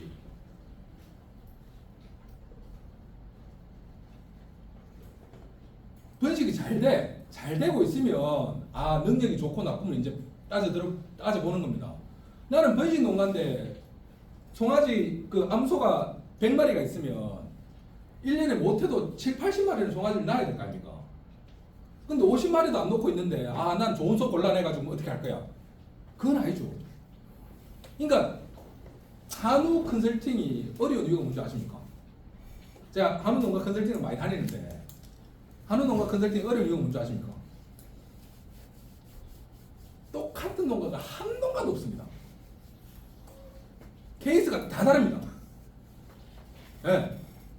같은 번식을 하고 있는 농장도 소 능력이 다 다르고 너무 다릅니다. 심지어 비육을 하는 농장도 사료 주는 양도 다 달라. 그래서 그렇습니다. 그럼 농가들은 어떻습니까? 내게 100% 다 맞다고 고집하시면 안 됩니다. 내가 뭘 잘하고 있는지 잘못하고 있는지 좀 객관적으로 보셔야 됩니다. 저 소는 진짜 좋은 소지만 내한테 돈을 벌어주는지 안 벌어주는지 그런 것도 생각해 보셔야죠. 자, 가축의 능력은 유전과 환경에 따라서 나뉘어지는데 유전은 부모의 특성에 반반씩 자식에게 전달되는 현상을 유전이라고 한다. 예, 유전과 환경이 합해져서 어쨌든 가축의 능력이 되는 거죠. 유전적 요인은 요런 그 개체가 태어날 때 가지고 있는 능력. 그 개체의 외부적인 요인을 우리가 환경적 요인이라고 하는데 축사, 사료, 영양, 환경, 기후 이런 것들을 다 이제 환경적 요인이라고 하죠. 근데 환경이 중요하지 않냐? 환경이 중요합니다. 예, 우리나라 사례는 아니지만 호주 같은 데는 재작년에 소가 굶어 죽은 소가 엄청나게 많습니다. 네, 가뭄이 엄청 심했거든요. 그쪽은 방목이니까. 그리고 홍수 나가지고 떠내려가지고 소들이 몇십만 도 됩니다. 네. 우리처럼 이렇게 우산에 가둬 키우지 않거든. 그러니까 환경은 사실 굉장히 중요합니다. 근데 우리나라는 기본적으로 그런 어떤 자연재해를 많이 막아주잖아요. 물론 작년에 물난리 나가지고 소가 뭐 헤엄치고 이런 것도 보셨겠지만 그런 것들을 그냥 방치해 두실 분들이 아니지 않습니까? 네. 이건 우리가 컨트롤 할 수 있는 건 이미 잘하고 계시고 그 외적인 거는 할 수 없는 겁니다. 사실은 뭐 할 수 없는 걸 우리가 하라는 게 아니지 않습니까? 근데 앞에 보여드린 이 유전은 내가 컨트롤 해 나갈 수 있는 겁니다. 바꿔갈 수 있는 거라고. 한우 개량은 우수한 유전자를 불리는 개체만 사용해야겠다. 뭐 이렇게 그릇으로 보면 이렇게. 네, 좋은 사료 중요합니다. 근데 좋은 사료를 이 능력이 떨어지는 소한테 줘봐야 다 못 담아 됩니다. 뭐 그림으로 표현해 좀 그렇긴 하지만, 네. 개량 방법, 개량 목표를 설정하고 혈통 정립을 하고 암소 능력을 파악하고 정확한 올바른 정액을 선정하고 계획 교배하고 우량 소환 생산하고, 네, 이게 답니다. 이 안에서 이제 어떻게 할 건지가 결정이 되겠죠. 아까 혈통 정리, 자료 관리 정확하게 하셔야 됩니다. 또 등록 똑바로 하셔야 되고 등록이 똑바로 된지 안 되는지 뭐 가능하다면 친자기도 하셔야 됩니다. 네. 그렇게 해서 암소 능력이 파악이 돼야죠. 이 암소의 능력이 어떤지 그냥 발정이 왔다고 수정시켜줘라 이게 아니고 저 소가 능력이 어떠니까 뭐 이런 정액을 넣어줬으면 좋겠어요 라는 정도의 요구는 하실 수 있어야 되는 거. 자, 그렇게 해서 올바른 정액이 선정이 되면은 계획교배 하셔야 되는 거고, 자, 개량 방법은 선발 도태 교배입니다. 아까 제가 말씀드린 선발 도태를 하셔야 되고 거기에서 선발된 개체들을 가지고 교배를 하셔야 돼요. 네. 선발과 도태는 넓은 의미에서는 같은 의미입니다. 근데 앞에서 할 건지 뒤에서 할 건지. 근데 우리 일반 농가들은 뒤에서 하셔야죠. 100두 중에 내가 10마리만 남겨놓고 90마리를 죽일 거냐, 아니면 90마리를 남겨놓고 10마리를 죽일 거냐. 네. 앞에서 하는 거는 선발, 뒤에서 하는 거는 도태. 그렇게 이해하시면 될 것 같고, 그렇게 된 선발된 개체들 가지고 인간의 목적에 맞는 개체를 생산하는 거, 이걸 우리가 교배라고 얘기를 합니다. 선발하실 때 아까 우리 사모님 말씀하신 것 중에 그럼 좋은 소는 뭐냐? 내가 그 기준을 어떻게 할 거냐? 아무런 자료가 없다면 표현형이라도 보셔야죠. 저 소가 크고 좋다. 그것도 선발의 기준이 될 수 있습니다. 자료가 아무것도 없다면. 근데 그 자료는 지금은 제가 알기로는 경북도, 경남도 95, 6% 수준에서 혈통 등록 다 하시잖아요. 혈통 등록돼 있으면 그 소의 능력이 다 나옵니다. 그게 맞든 틀리든 그게 문제인 거지. 이게 내가 등록한 게 맞는지 틀린지의 문제인 거지 그 능력이 있냐 없냐의 문제가 아니라고. 그건 종축계량협회에 요청하시면 다 줄 겁니다. 예. 그렇게 해서 어쨌든 이렇게 크기 위주로라도 이렇게 선발해서 이런 것들을 가지고 활용하시는 거죠. 자, 근데 올바른 선발 방법은 뭐냐? 유전 능력하고 후대 검증합니다. 그리고 우리 함수 선발해서 교육교부하고 그 번식 능력, 뭐 근친 이런 거 파악해가지고 다시 요 과정을 계속 돌리는 겁니다. 그래서 안 좋은 것들은 계속 잘라내고 좋은 것들은 계속 올리고 송아지 태어난 것 중에 또 좋은 것들은 우리 집에 키우고 좀 안 좋은 것들은 자기 갖다 팔고 우리 농가들은 거꾸로 하고 계시죠. 자기 갖다 파는 거는 좋은 거 갖다 팔고 집에 남겨놓는 거는 덜은 거 남겨놓고 왜? 그래도 좀 좋은 게 나가야 자기가 돈을 받으니까. 근데 그거 거꾸로 하고 계시다고. 제가 어디 농가에 갔더니 계량을 엄청 열심히 하고 계신데 근데 가서 보니까 소가 엉망이에요. 선생님 계량 어떻게 하시죠? 라고 물어봤더니 자기는 계획협회도 다 한대. 근데 자료를 딱 보니까 소가 그때 한 100마리 좀 넘게 있었는데 한 60마리 이상이 70개월이 넘었더라고요. 굉장히 특이한 케이스죠. 이런 걸 어떻게 했느냐. 누가 계량하려고 하면 계획협회 해야 된다. 쿠드랍니다. 그래서 계획협회를 한 거죠. 송아지는 다 팔았습니다. 늙은 암수만 계속 남아있는 거죠. 이게 무슨 계량입니까? 그 계량을 내가 계획교배를 하고 이렇게 해서 태어난 결과물은 우리 집에 한 개도 없는데 그게 무슨 계량이냐고. 다 팔아먹었는데 100마리 중에 20-30마리는 좋은 암수 태어난 송아지를 우리 집에서 다시 갱신용으로 번식용으로 쓰고 나머지 한 30-40마리는 팔아먹든지 말든지 그건 모르겠고 그렇게 가야지. 늙은 암수는 계속 새끼 잘 논다고 계속 그것만 가지고 번식해가지고 송아지 팔아먹고 근데 계량했다. 잘못된 거죠. 어쨌든 올바른 어떤 선발 도태 과정은 이런 어떤 자료들 보시고 그리고 유전 능력을 잘 모르겠다고 하시면 후대 성적이라도 보셔야죠. 후대 성적이라도 혁매 성적이라도. 근데 후대 성적은 사실 보기 굉장히 어렵습니다. 아까 말씀드렸잖아요. 2.53이라고. 후대 성적이 나올 때쯤 이 의미는 죽습니다. 같이. 후대 성적이 나올 수가 없죠. 우리나라 구조가 그렇다고. 그래서 내가 좋은 함수의 개념을 가지고 좋은 함수라면 진짜 5산, 6산, 많으면 10산 가셔야죠. 안 좋은 거라면 미경산은 비우기라도 하셔야죠. 근데 그 기준을 난 못 잡겠어. 그것도 훈련하셔야죠. 그게 뭐 혁매 자료가 됐든 유전 능력이 됐든 뭐가 됐든 그걸 가지고 내가 판단하셔야 돼요. 그걸 누가 계속 해주시겠습니까?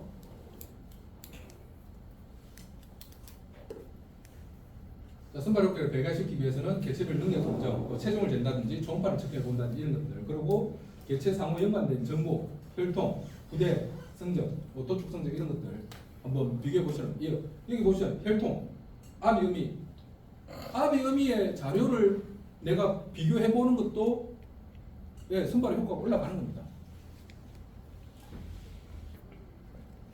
그리고 표현형과 개체 유전의 가치의 차이는 상호관계는 매우 중요한데 이걸 우리가 유전력이라고 한다. 그래서 계량을 할 때에 만약에 내가 좀 큰 암소를 이렇게 만들어가고 좀 이제 어느 정도 덩치가 있는 소들을 만들어가고 싶다고 하면 우리 유전력이라고 많이 들어보셨을 건데 도체중, 등심 면적, 등지방 두께, 근내 지방도의 유전력이 다 다릅니다. 자, 그래서 이 유전력이 낮은 것과 높은 고도와 중도의 유전력이 있는데 중도의 유전력을 먼저 계량해야 될까요? 고도의 유전력을 먼저 계량해야 될까요? 유전력이 높은 걸 먼저 계량해야 될까요? 유전력이 낮은 걸 먼저 계량해야 될까요? 높은 걸 먼저 낮은 걸 하셔야 돼요. 나중에 무슨 얘기냐면 낮은 걸 왜 먼저 하셔야 되냐? 유전력이 낮다는 것은 그만큼 유전이 늦다는 겁니다. 그 얘기는 시간이 오래 걸린다는 얘기죠. 유전력이 높다는 것은 계량이 그만큼 빠르다는 얘기입니다. 자, 근데 중도의 유전력은 도체중 등심면적 등지방 두께를 우리가 중도의 유전력을 가지고 있다고 얘기하고 근내지방도는 고도의 유전력을 가지고 있다고 합니다. 자, 그러면 내가 좀 암소 집단도 좀 컸으면 좋겠고 뭐 이런 어떤 덩치의 포커스가 먼저 있어. 예를 들어서 그러면 도체중 등심 면적부터 먼저 계량을 하셔야 돼요. 정액을 선정하실 때 도체중 큰 거, 등심 큰 거부터 먼저 만들어 놓고 그 다음에 근내지방도. 왜? 이 네 가지가 다 좋은 정액을 구하기가 쉽지 않으니까 내가 우선순위를 정해야 된다고 봤을 때 그런 판단을 가지고 하셔야 돼요. 네, 그래서 그 유전력이 중요하다.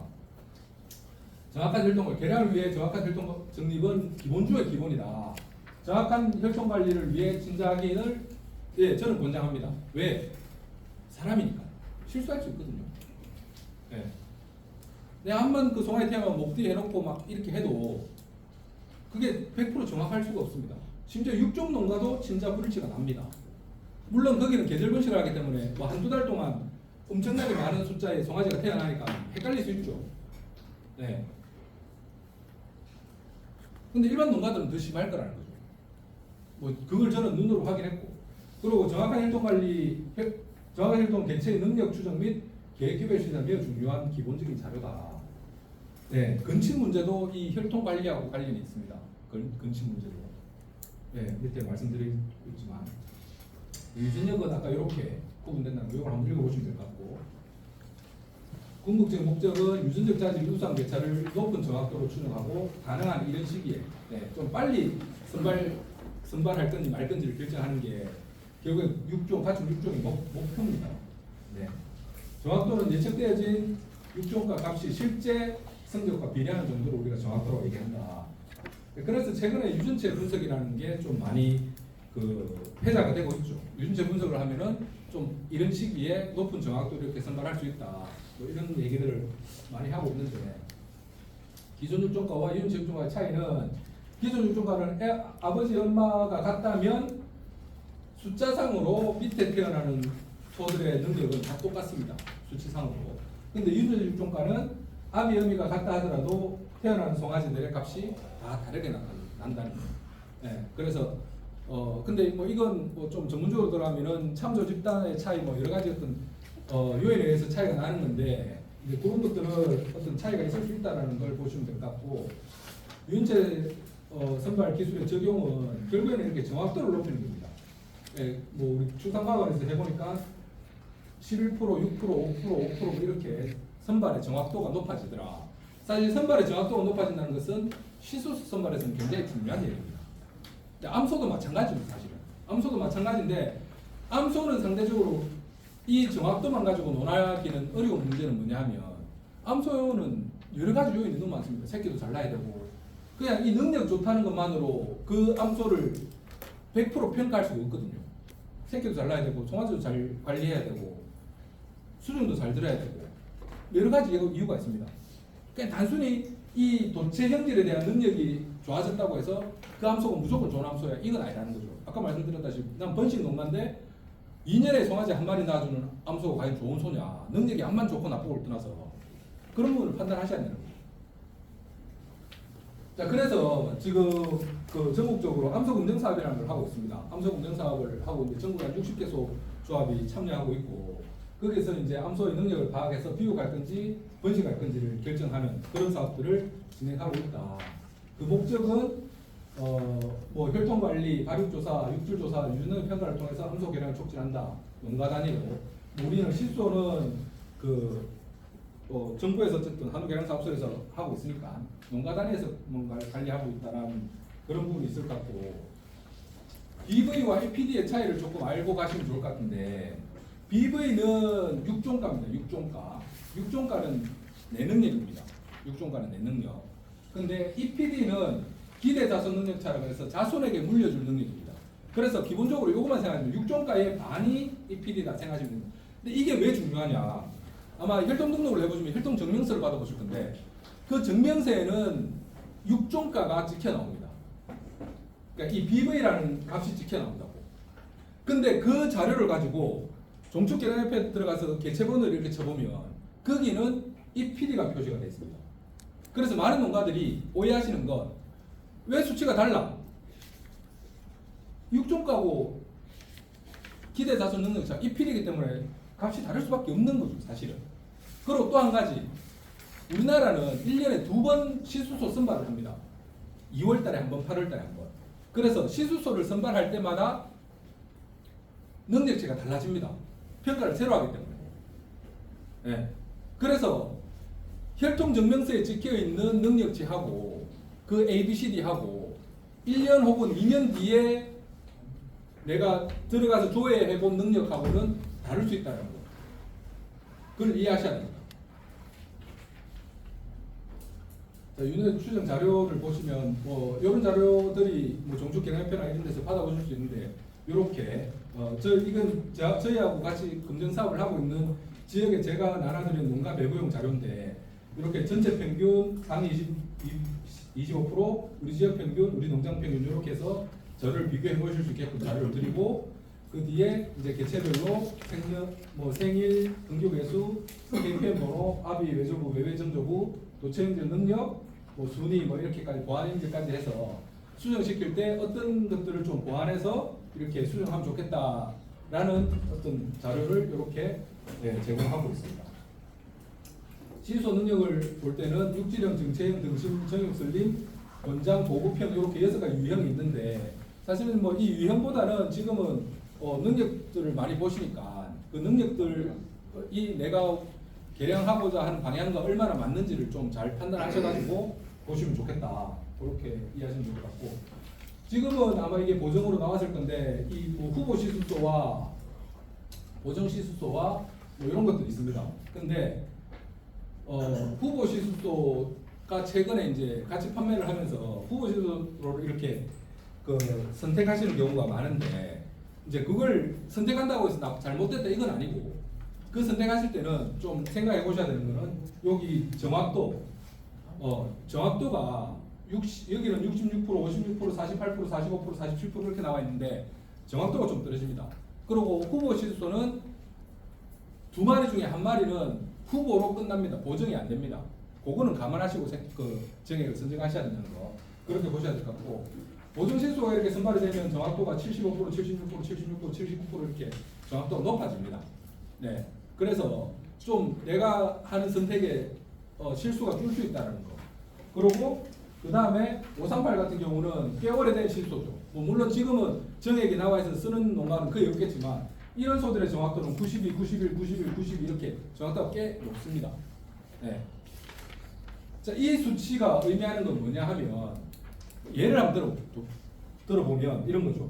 자, 내 KPN 538을 가지고 수정을 시켰어. 암소 100마리에다가 수정을 시켰는데 그럴 일 절대 없지만 100마리가 다 순놈이 태어났다고 가정해 봅시다.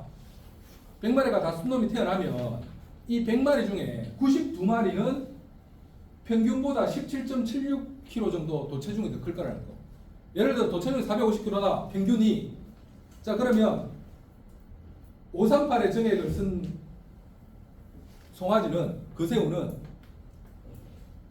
467kg가 될 거라는 거. 그게 92마리 나올 거라는 거. 8마리는 그보다 적을 수도 있고 더 높을 수도 있고. 이게 이 수치가 의미하는가 하는 게 그렇다고. 그런 의미라는 거. 자, 그러면 이거는 75마리는 27kg 더 28kg 정도 더 높겠지만 25마리는 어떨지 모른다는 거. 자, 그럼 이 앞에 후보는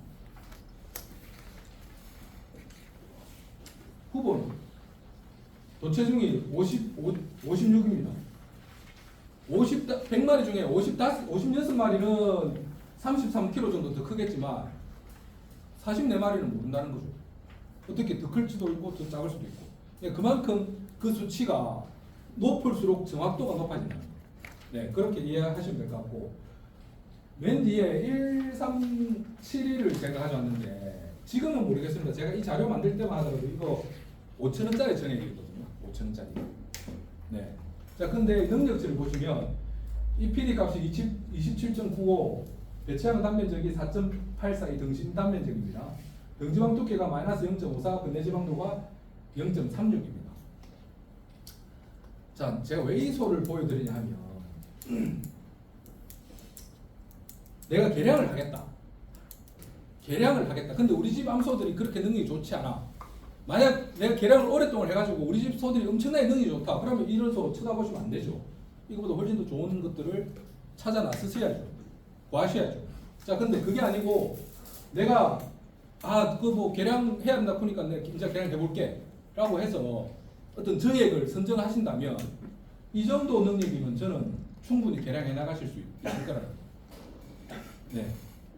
이게 아까 제가 뭐라 그랬죠? 5,000원짜리 정액이었다. 네? 네, 권장형이었습니다. 그래서 이 정도는 구하려면 충분히 구하실 수 있을 거라는 거예요. 그래서 무작정 내가 진짜 최상위 1416이라든지 뭐 1508이라든지 이런 정액들만 가지고 개량을 하겠다. 그럼 개량 못하죠. 어떻게 구합니까? 1416은 지금 웃돈 100만 원 줘야 된다는 거예요.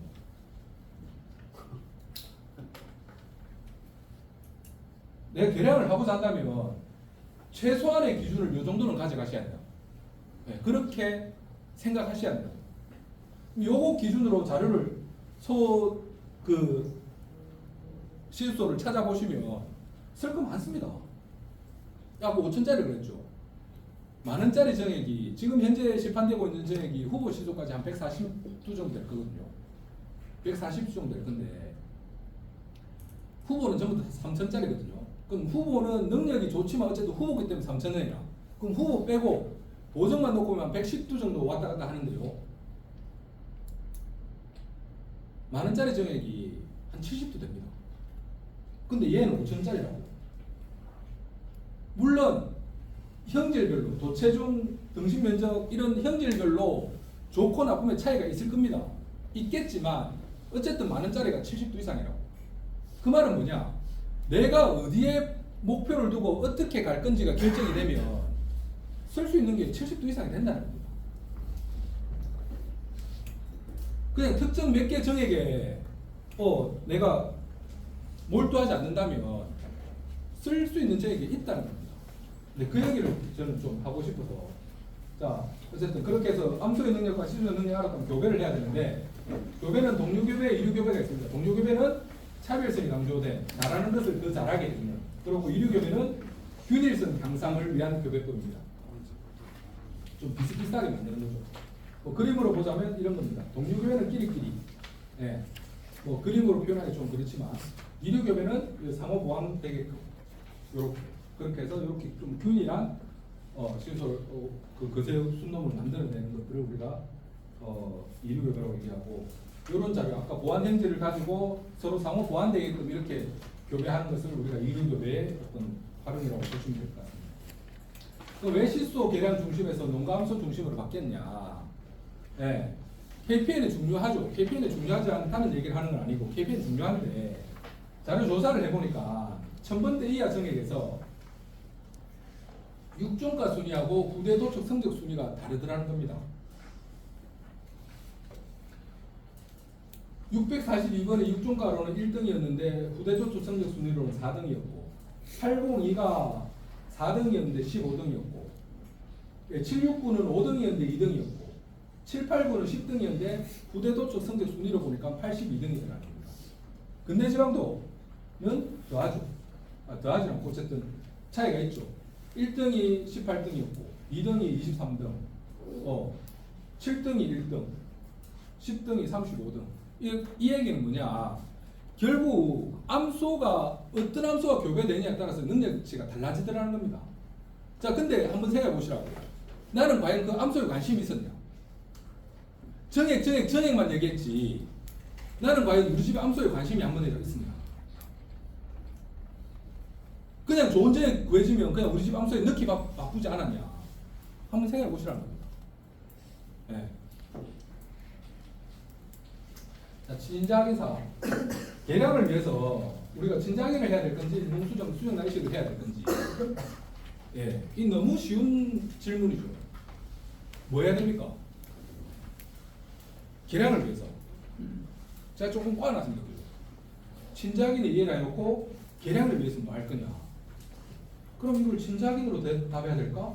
뭘로 답해야 되지? 고민하실 겁니다. 근데 개량을 위해서라면 당연히 수정란 이식을 하셔야죠. 근데 저는 여기서 친자기 얘기할 거예요. 왜? 저희 학교에서 한 지난 10년 동안 수정란 이식, 수정란을 연간 한 3,000개씩 해서 수태를 뭐 한 50% 놓고 본다면 지금은 그 정도 안 되지만 초창기에는 한 50% 가까이 됐었거든요. 50% 정도의 수태를 놓고 본다면 연간 3,000개면은 송아지가 몇 두 태어나야 되죠? 수태 50% 보면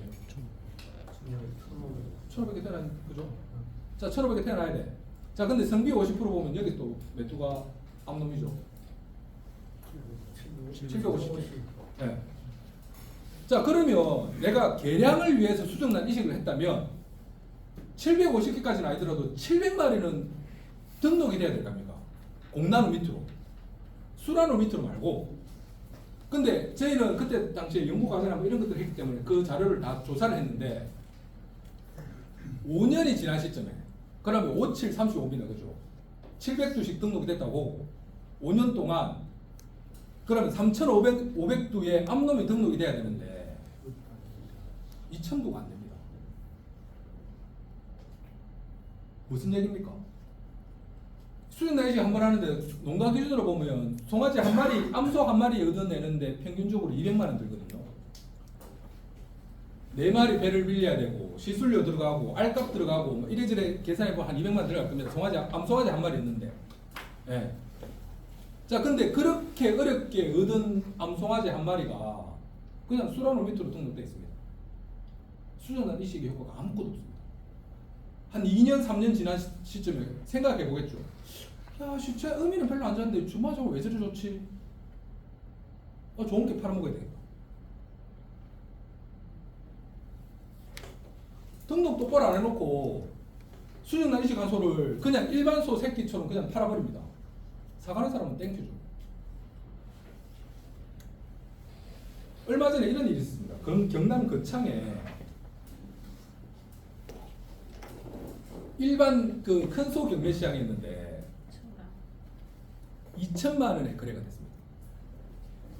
암소 한 마리. 그 소식을 들어서 다들 그랬어요. 미쳤네. 네, 다들 그랬습니다. 다들 미쳤다고 그랬습니다. 무슨 소길래 과연? 근데 경남 거창이라는 동네를 한번 생각해 보시면 거창은 지난 10년, 2014년부터 친자기를 해가지고 지금은 친자기 사업이 굉장히 잘 되어 있습니다. 그래서 3계대, 4계대 이상 친자기이 된 소들이 나오기 시작했고 그 암소의 이력을 보니까 그 암소의 아버지가 950이고 그 암소 뱃속에 들어있는 소가 1416. 근데 그 암소는 외형적으로도 너무 좋아. 자, 그래서 2천만 주고 사갔답니다. 그래서 그 창축에서 물어봤답니다. 이거 만다 사가냐고. 공란으로 쓸라. 새끼 받아내고 공란으로 쓸라. 그런 목적이 있으면 2천만 원이든 3천만 원이든 쓸 수 있죠. 네. 수정란 이식 개량을 위해서 굉장히 중요합니다. 근데 수정란 이식으로 끝난다면 아무 의미가 없습니다. 그걸 관리를 내가 어떻게 하느냐. 근데 그 관리적인 부분에서 친자기는 굉장히 중요하다. 친자기는 뭐 결국에 이런 거죠. 아비, 어미, 송아지의 유전 정보를 이용해서 친자인지 아닌지 검증하고 판단하는 과정을 우리가 친자기라고 얘기하고 뭐 그림으로 보자면 이런 것들인데 뭐 넘어가겠습니다. 그리고 친자기 사업의 성과를 보시면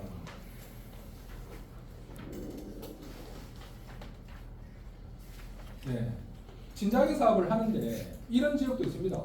2018년, 19년, 20년, 21년, 22년 해서 첫 해에 일취율이 79.42, 둘째 해에 67, 셋째 70, 네 번째 해에 77%. 뭐 요 19년 이후로는 꾸준하게 좀 좋아지고 있는데 급격하게 좋아지지 않죠. 네. 신자유인 사업을 했지만 관리하지 않았습니다. 두수도 얼마 안 됐고. 네. 별 의미가 없는 거예요. 근데 이 지역은 보면 뭐 미리 말씀드리면 이 지역이 거창이라는 동네입니다. 첫 해 14년부터 했는데 첫 해에 64.6, 둘째 해에 83, 셋째 해 89.9, 넷째 17년도에 90.6, 18년도에 90.3, 18년도에 91.4. 꾸준하게 좋아졌습니다. 이 분홍색이 아비 불일치인데 아비 불일치가 급격하게 줄어들고 있죠. 관리했습니다. 네. 수정사들을 관리했고 농가를 관리했고 다행히 농가들이 그 송화의 경매시장이 됐든 혹은 또 성적이 됐든 뭐가 됐든 성과를 봤기 때문에 잘 따라왔습니다. 만약 영천이 지금 시작하면 이 성과 나올 수 있을까요? 쉽지 않습니다. 왜? 이미 친자기는 너무 일반화되어 있거든요. 자, 그러면 안 해도 되느냐? 아닙니다. 지금이라도 하셔야 됩니다. 안 하고 있다. 왜 해야 되느냐? 내가 암만 기록 관리 정확하게 하고, 혈통 등록 똑바로 해도 실수합니다. 바뀌게 되어 있습니다.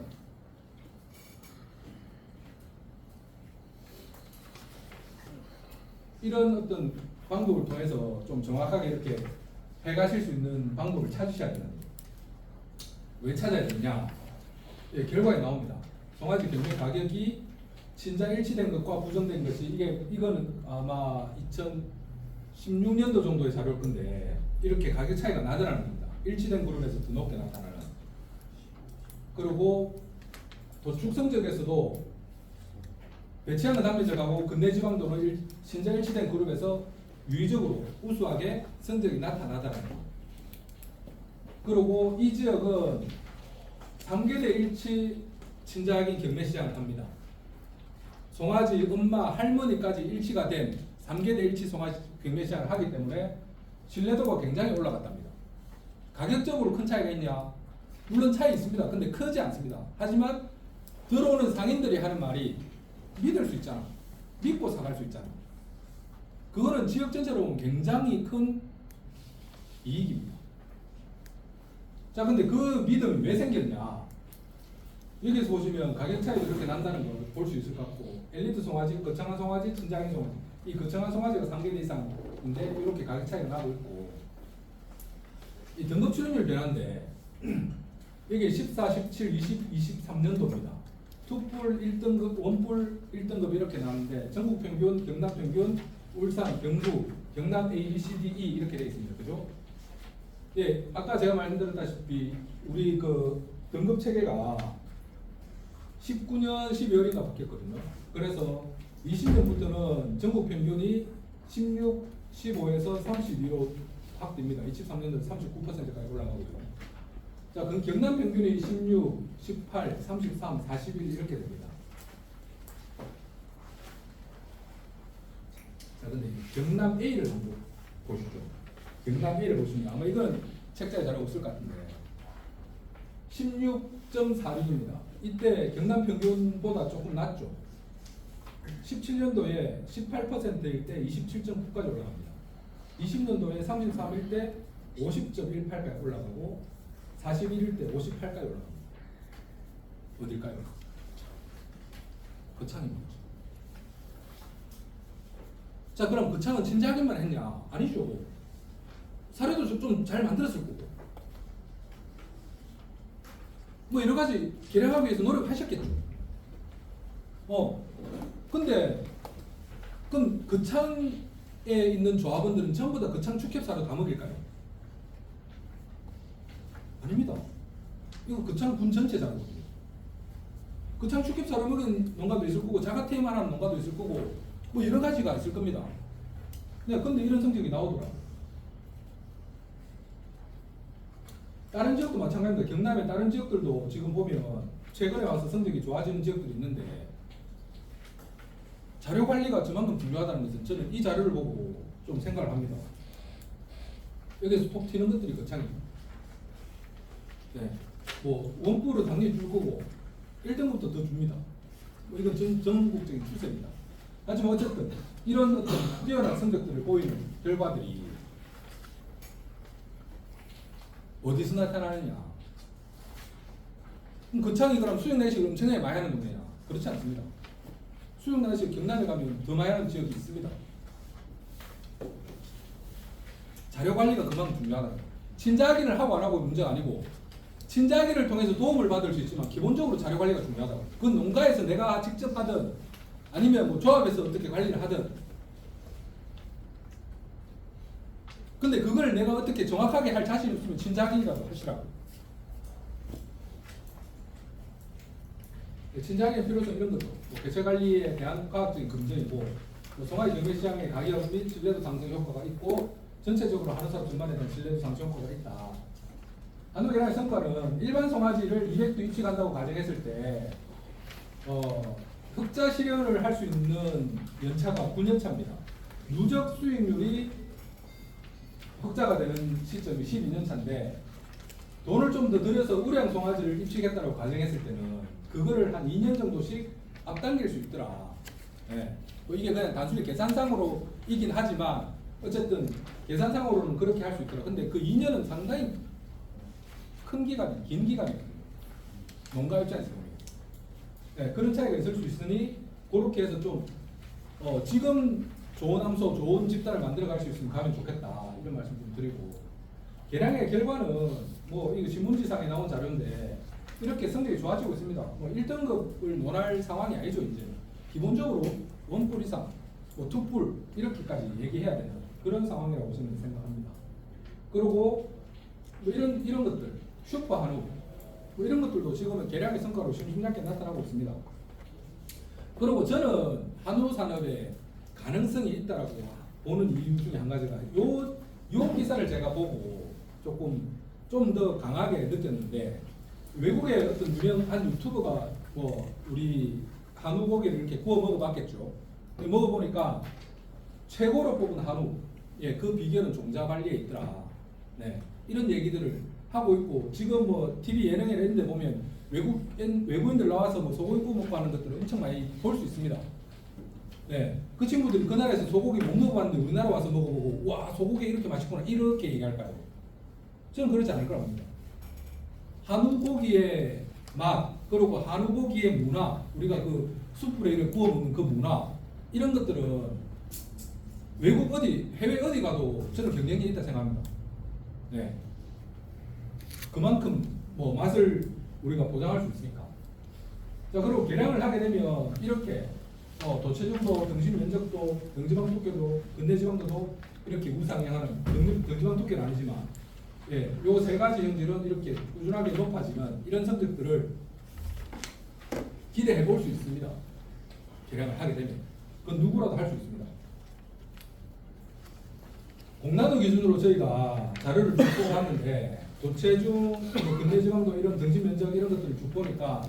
공나무에 따라서 도체중도 477, 뭐 525 이렇게 차이가 나는 개체들도 있고 등심 면적도 마찬가지 뭐 101, 100, 뭐 108, 113 이렇게 차이가 나고 근내지방도도 높은 거는 8.07, 낮은 거는 4.86까지 이렇게 차이가 있더라는 겁니다. 예, 근데 시수소를 가지고도 비교해 보니까 그런 차이가 있는데 근내지방도를 보시면 시수소에 따른 차이보다 공나무, 암놈에 따른 차이가 더 크다는 겁니다. 이 얘기는 뭐냐면 결국 암소가 왜 이거 우리 수정 난이식으로 사용한 KPN이기 때문에 안 좋은 거 썼을까요? 이 당시에 제가 알기로는 뭐 950, 1046, 뭐 1080 이런 것들 아마 썼을 거거든요. KPN의 능력이 떨어지지 않았습니다.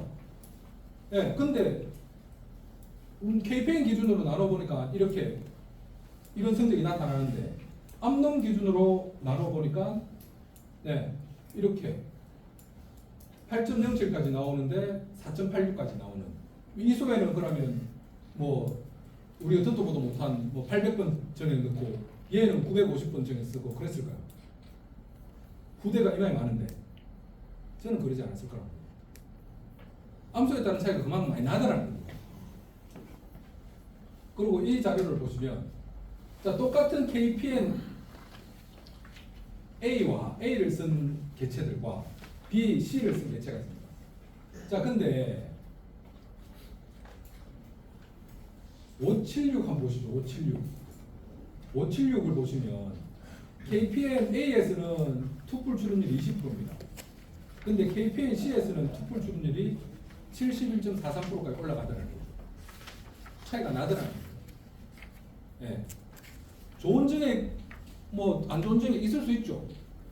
근데 우리가 결과이기 때문에 이걸 예측할 수는 없습니다. 근데 궁합이라는 게 있더라는 겁니다. 그래서 꾸준하게 소를 관리하시다 보면 산차가 길어지다 보면, 그리고 내가 나름대로 계획 교배를 했다면, 저희 집은 그렇더라고요. 제가 저희 집에 계획 교육 프로그램을 다 짜는데 비슷한 혈통들이 꾸준하게 들어갑니다. 그러면 그게 3산 정도 지나면 후대 성적이 나오거든요. 그럼 그게 잘 나왔다면 또 다시 똑같이 그 비슷한 혈통이 들어갑니다. 그렇게 관리가 되더라고요. 그러면 그게 궁합이 맞는지 안 맞는지 제가 결과적으로 확인할 수 있더라는 거죠. 물론 내가 지금 인공수정하는 입장에서 그게 얘는 궁합이 맞을 거야 안 맞을 거야 그걸 예측할 수는 없습니다. 근데 내 나름대로 계획교배를 한다라고 해서 꾸준하게 비슷한 어떤 혈통을 이렇게 넣다 보면 그 궁합을 확인하실 수도 있다는 얘기입니다. 자, 이게 저희 집의 성적인데요. 제가 뭐 부끄러워서 제가 자료에는 안 넣습니다. 안 넣는데 제 아버지는 소 키우신 지 벌써 한 40년 이상 되셨고 이제 소를 개량한 지는 이제 한 13, 14년 됐습니다. 2010년 정도부터 했거든요. 2016년을 기점으로 딱 보시면 특히 근내지방도, 근내지방도 뭐 등심 면적도 들쭉날쭉하지만 꾸준하게 좋아지는 모습이 있고 도청도 마찬가지고, 근데 근내지방도를 보시면 2016년 이전에는 1등급 이하가 50% 이상 나왔습니다. 1등급 이하가. 근데 2016년 이후 2017년부터는 투뿔 이상이 60% 이상 나옵니다. 우리 집은 뭐 했습니까? 엄청나게 좋은 사료를 쓸까요? 남들은 한 500, 400, 350만 원, 400만 원이면 되는 사료값을 우리는 1000만 원씩 썼을까요? 그럼 설령 1000만 원짜리 사료를 쓴다고 성적이 좋아집니까? 우리 집 시설이 엄청나게 좋았을까요? 소 100마리 있는데 축사가 5동입니다. 대충 한번 생각해 보십시오. 엉망진창입니다. 왜 이런 성적이 나왔을까? 왜 이렇게 바뀌었을까? 저희도 수정란 이식도 했고 여러 가지 했습니다. 그런 성적들이 나오기 시작한 시점이 16년, 17년부터 나오기 시작한 건 맞습니다. 그럼 그것만 했을까? 우리 지금 돈이 너무 많으니까. 암소가지 한 마리였는데 200만 원씩 드는데 그거를 뭐 집에 20마리, 30마리씩 했을까요? 그렇지 않습니다. 제가 얼마 전에 뭐 이 자료에는 없습니다. 근데 얼마 전에 어떤 경우에 1230번 정액을 한번 조회해 보시면 얘는 후보로 끝났습니다. 후보 시절에 제가 몇 개를 받아놨더라고. 근데 걔를 그냥 계속 썼습니다. 얼마 전에 출하가 됐는데 걔 9분 투불 나왔습니다. 부대가.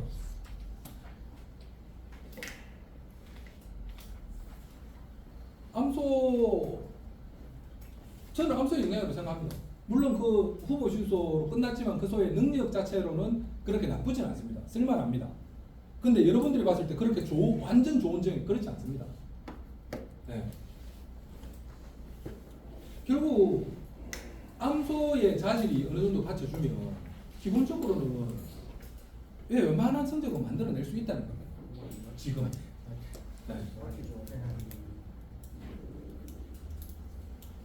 근데 왜 개량을 하고 나서 7년 뒤냐? 제가 개량의 시간에 대해서 조금 말씀드릴 건데,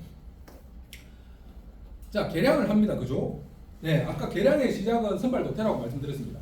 선발도태가 시작돼야죠. 자, 근데 어쨌든 내가 선발도태가 되고 있다는 가정하에 선발도태를 하는데 그 다음은 뭡니까 그러면?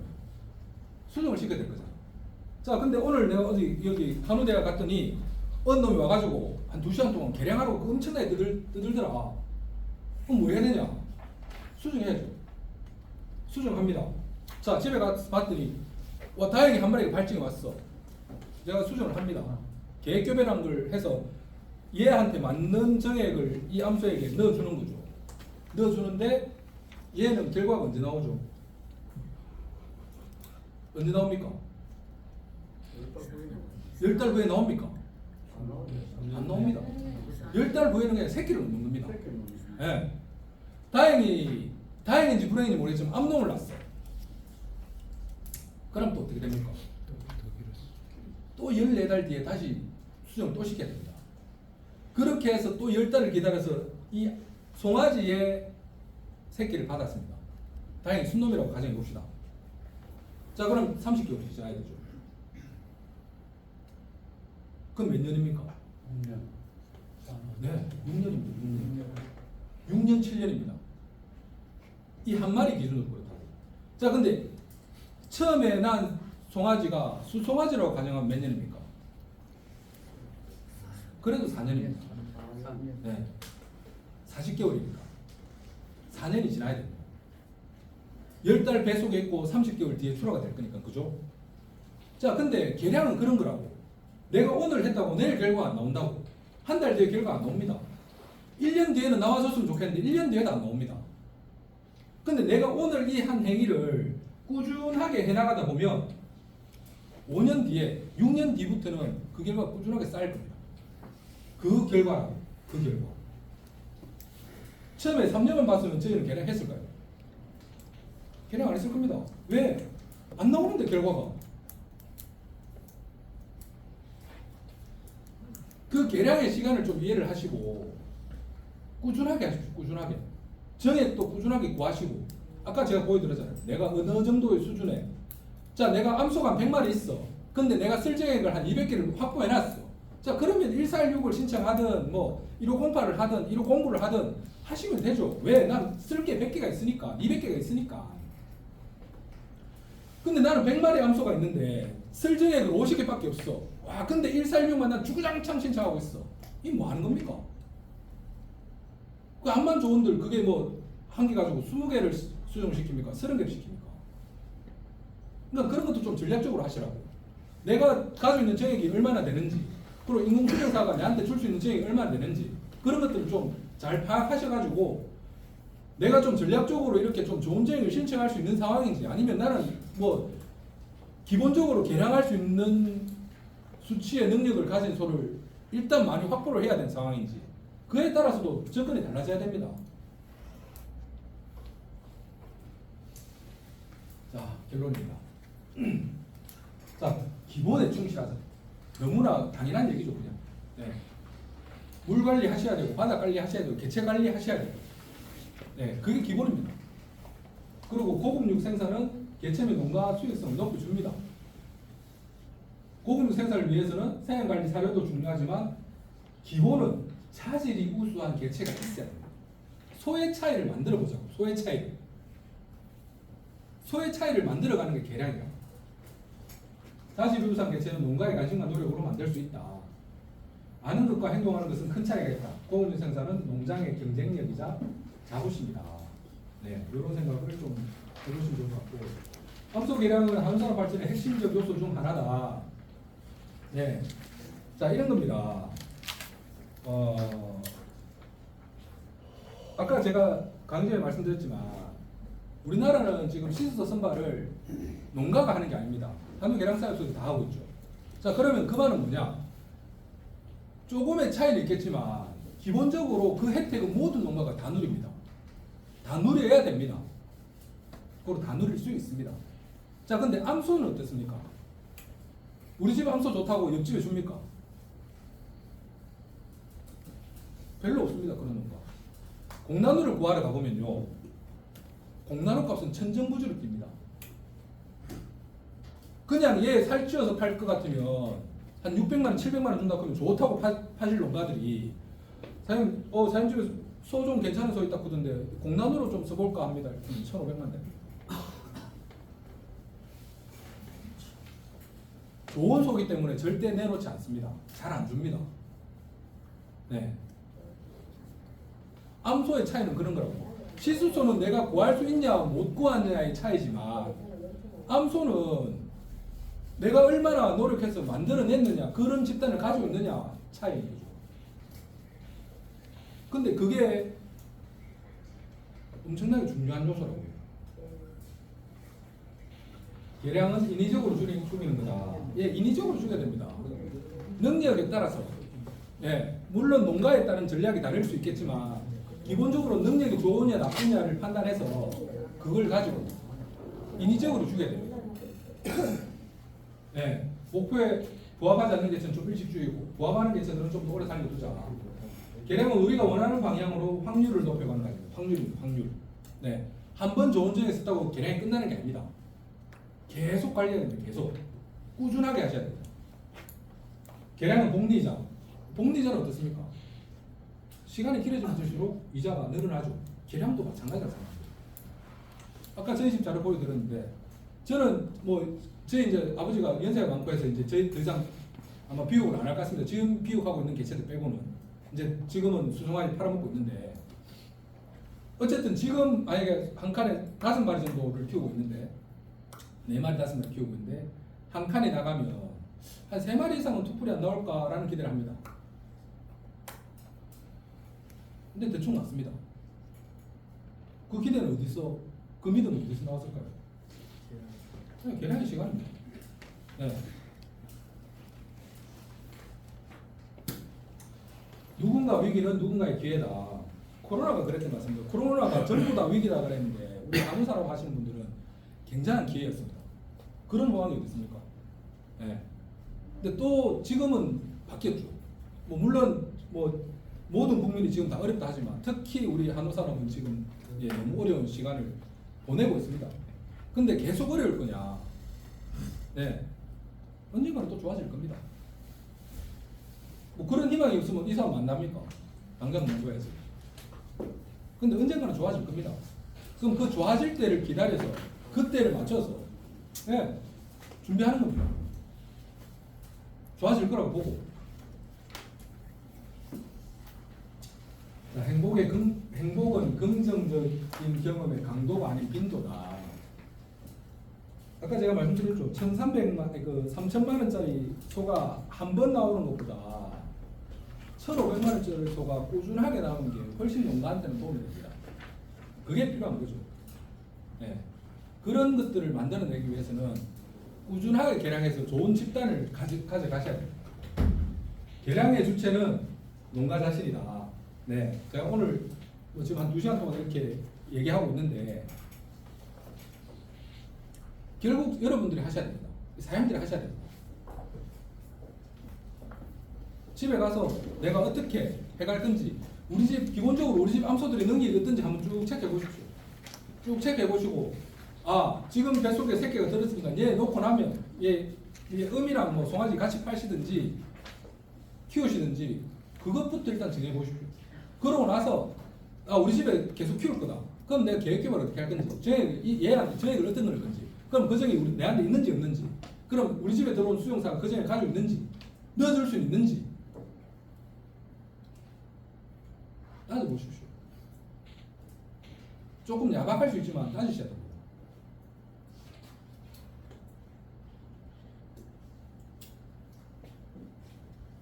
직접 안 하시면 이제는 누구도 해주지 않습니다. 네.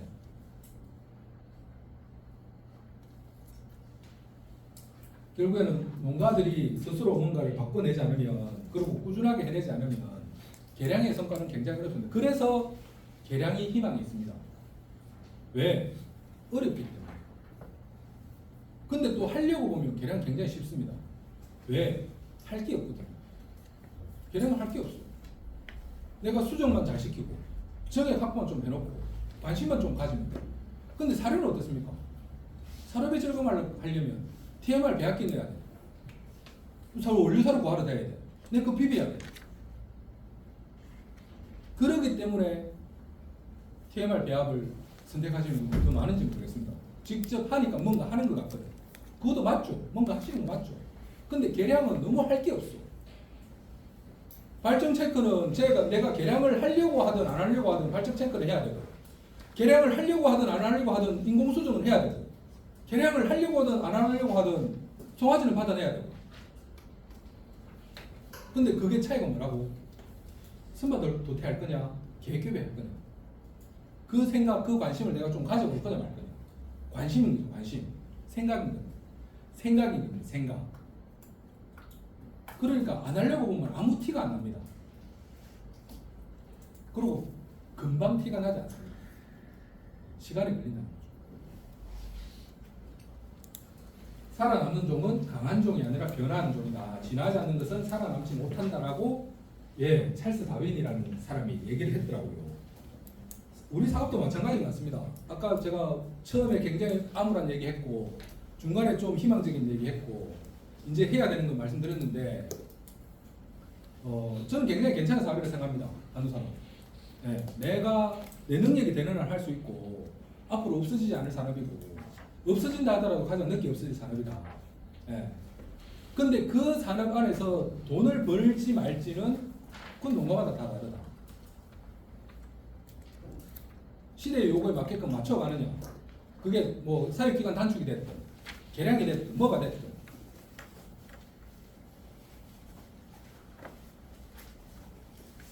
꼭 변화하셔가지고 좋은 암소 집단, 좋은 성적 만들어 가셔가지고 모두들 큰 돈 벌으셨으면 좋겠습니다. 감사합니다. 이제 질문하십시오. 질문 뭐 얼마든지. 그 미용농가에 네. 그 황소 구입할 때 봐야 할 어떻게 구입을 해야 할지 그게 좀 와. 소장사한테 가서 물어보. 근데 기본적으로 요즘은 뭐 웬만한 자료들 확보가 너무 다 잘 돼 있으니까 제가 알기로는 뭐 대부분의 경매 시장들이 그 경매 출품 하루 이틀 전에 그 출품 내역을 다 줄 겁니다, 그죠? 확인하실 수 있을 거거든요. 그러면 뭐 저는 우리 집 소살 일이 별로 없으니까 그런 일을 하지 않는데 소를 구입하시는 농가들은 그 출품 내역이 나오면 일일이 조회를 다 해본답니다. 그래서 그걸 가지고 능력을 일단 쭉 체크해서 예를 들어 100도다.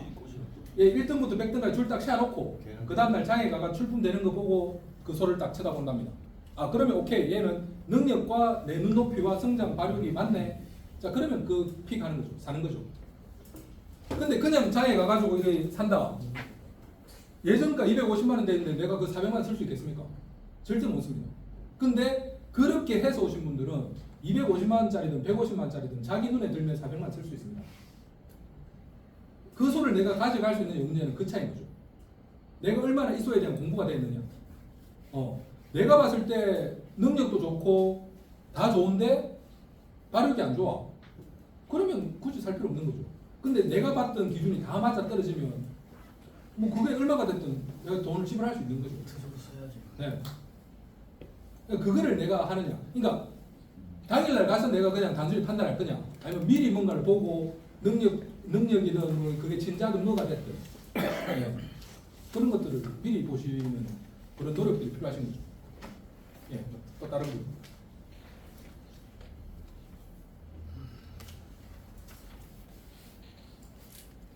뭐든 좋은데 없으십니까?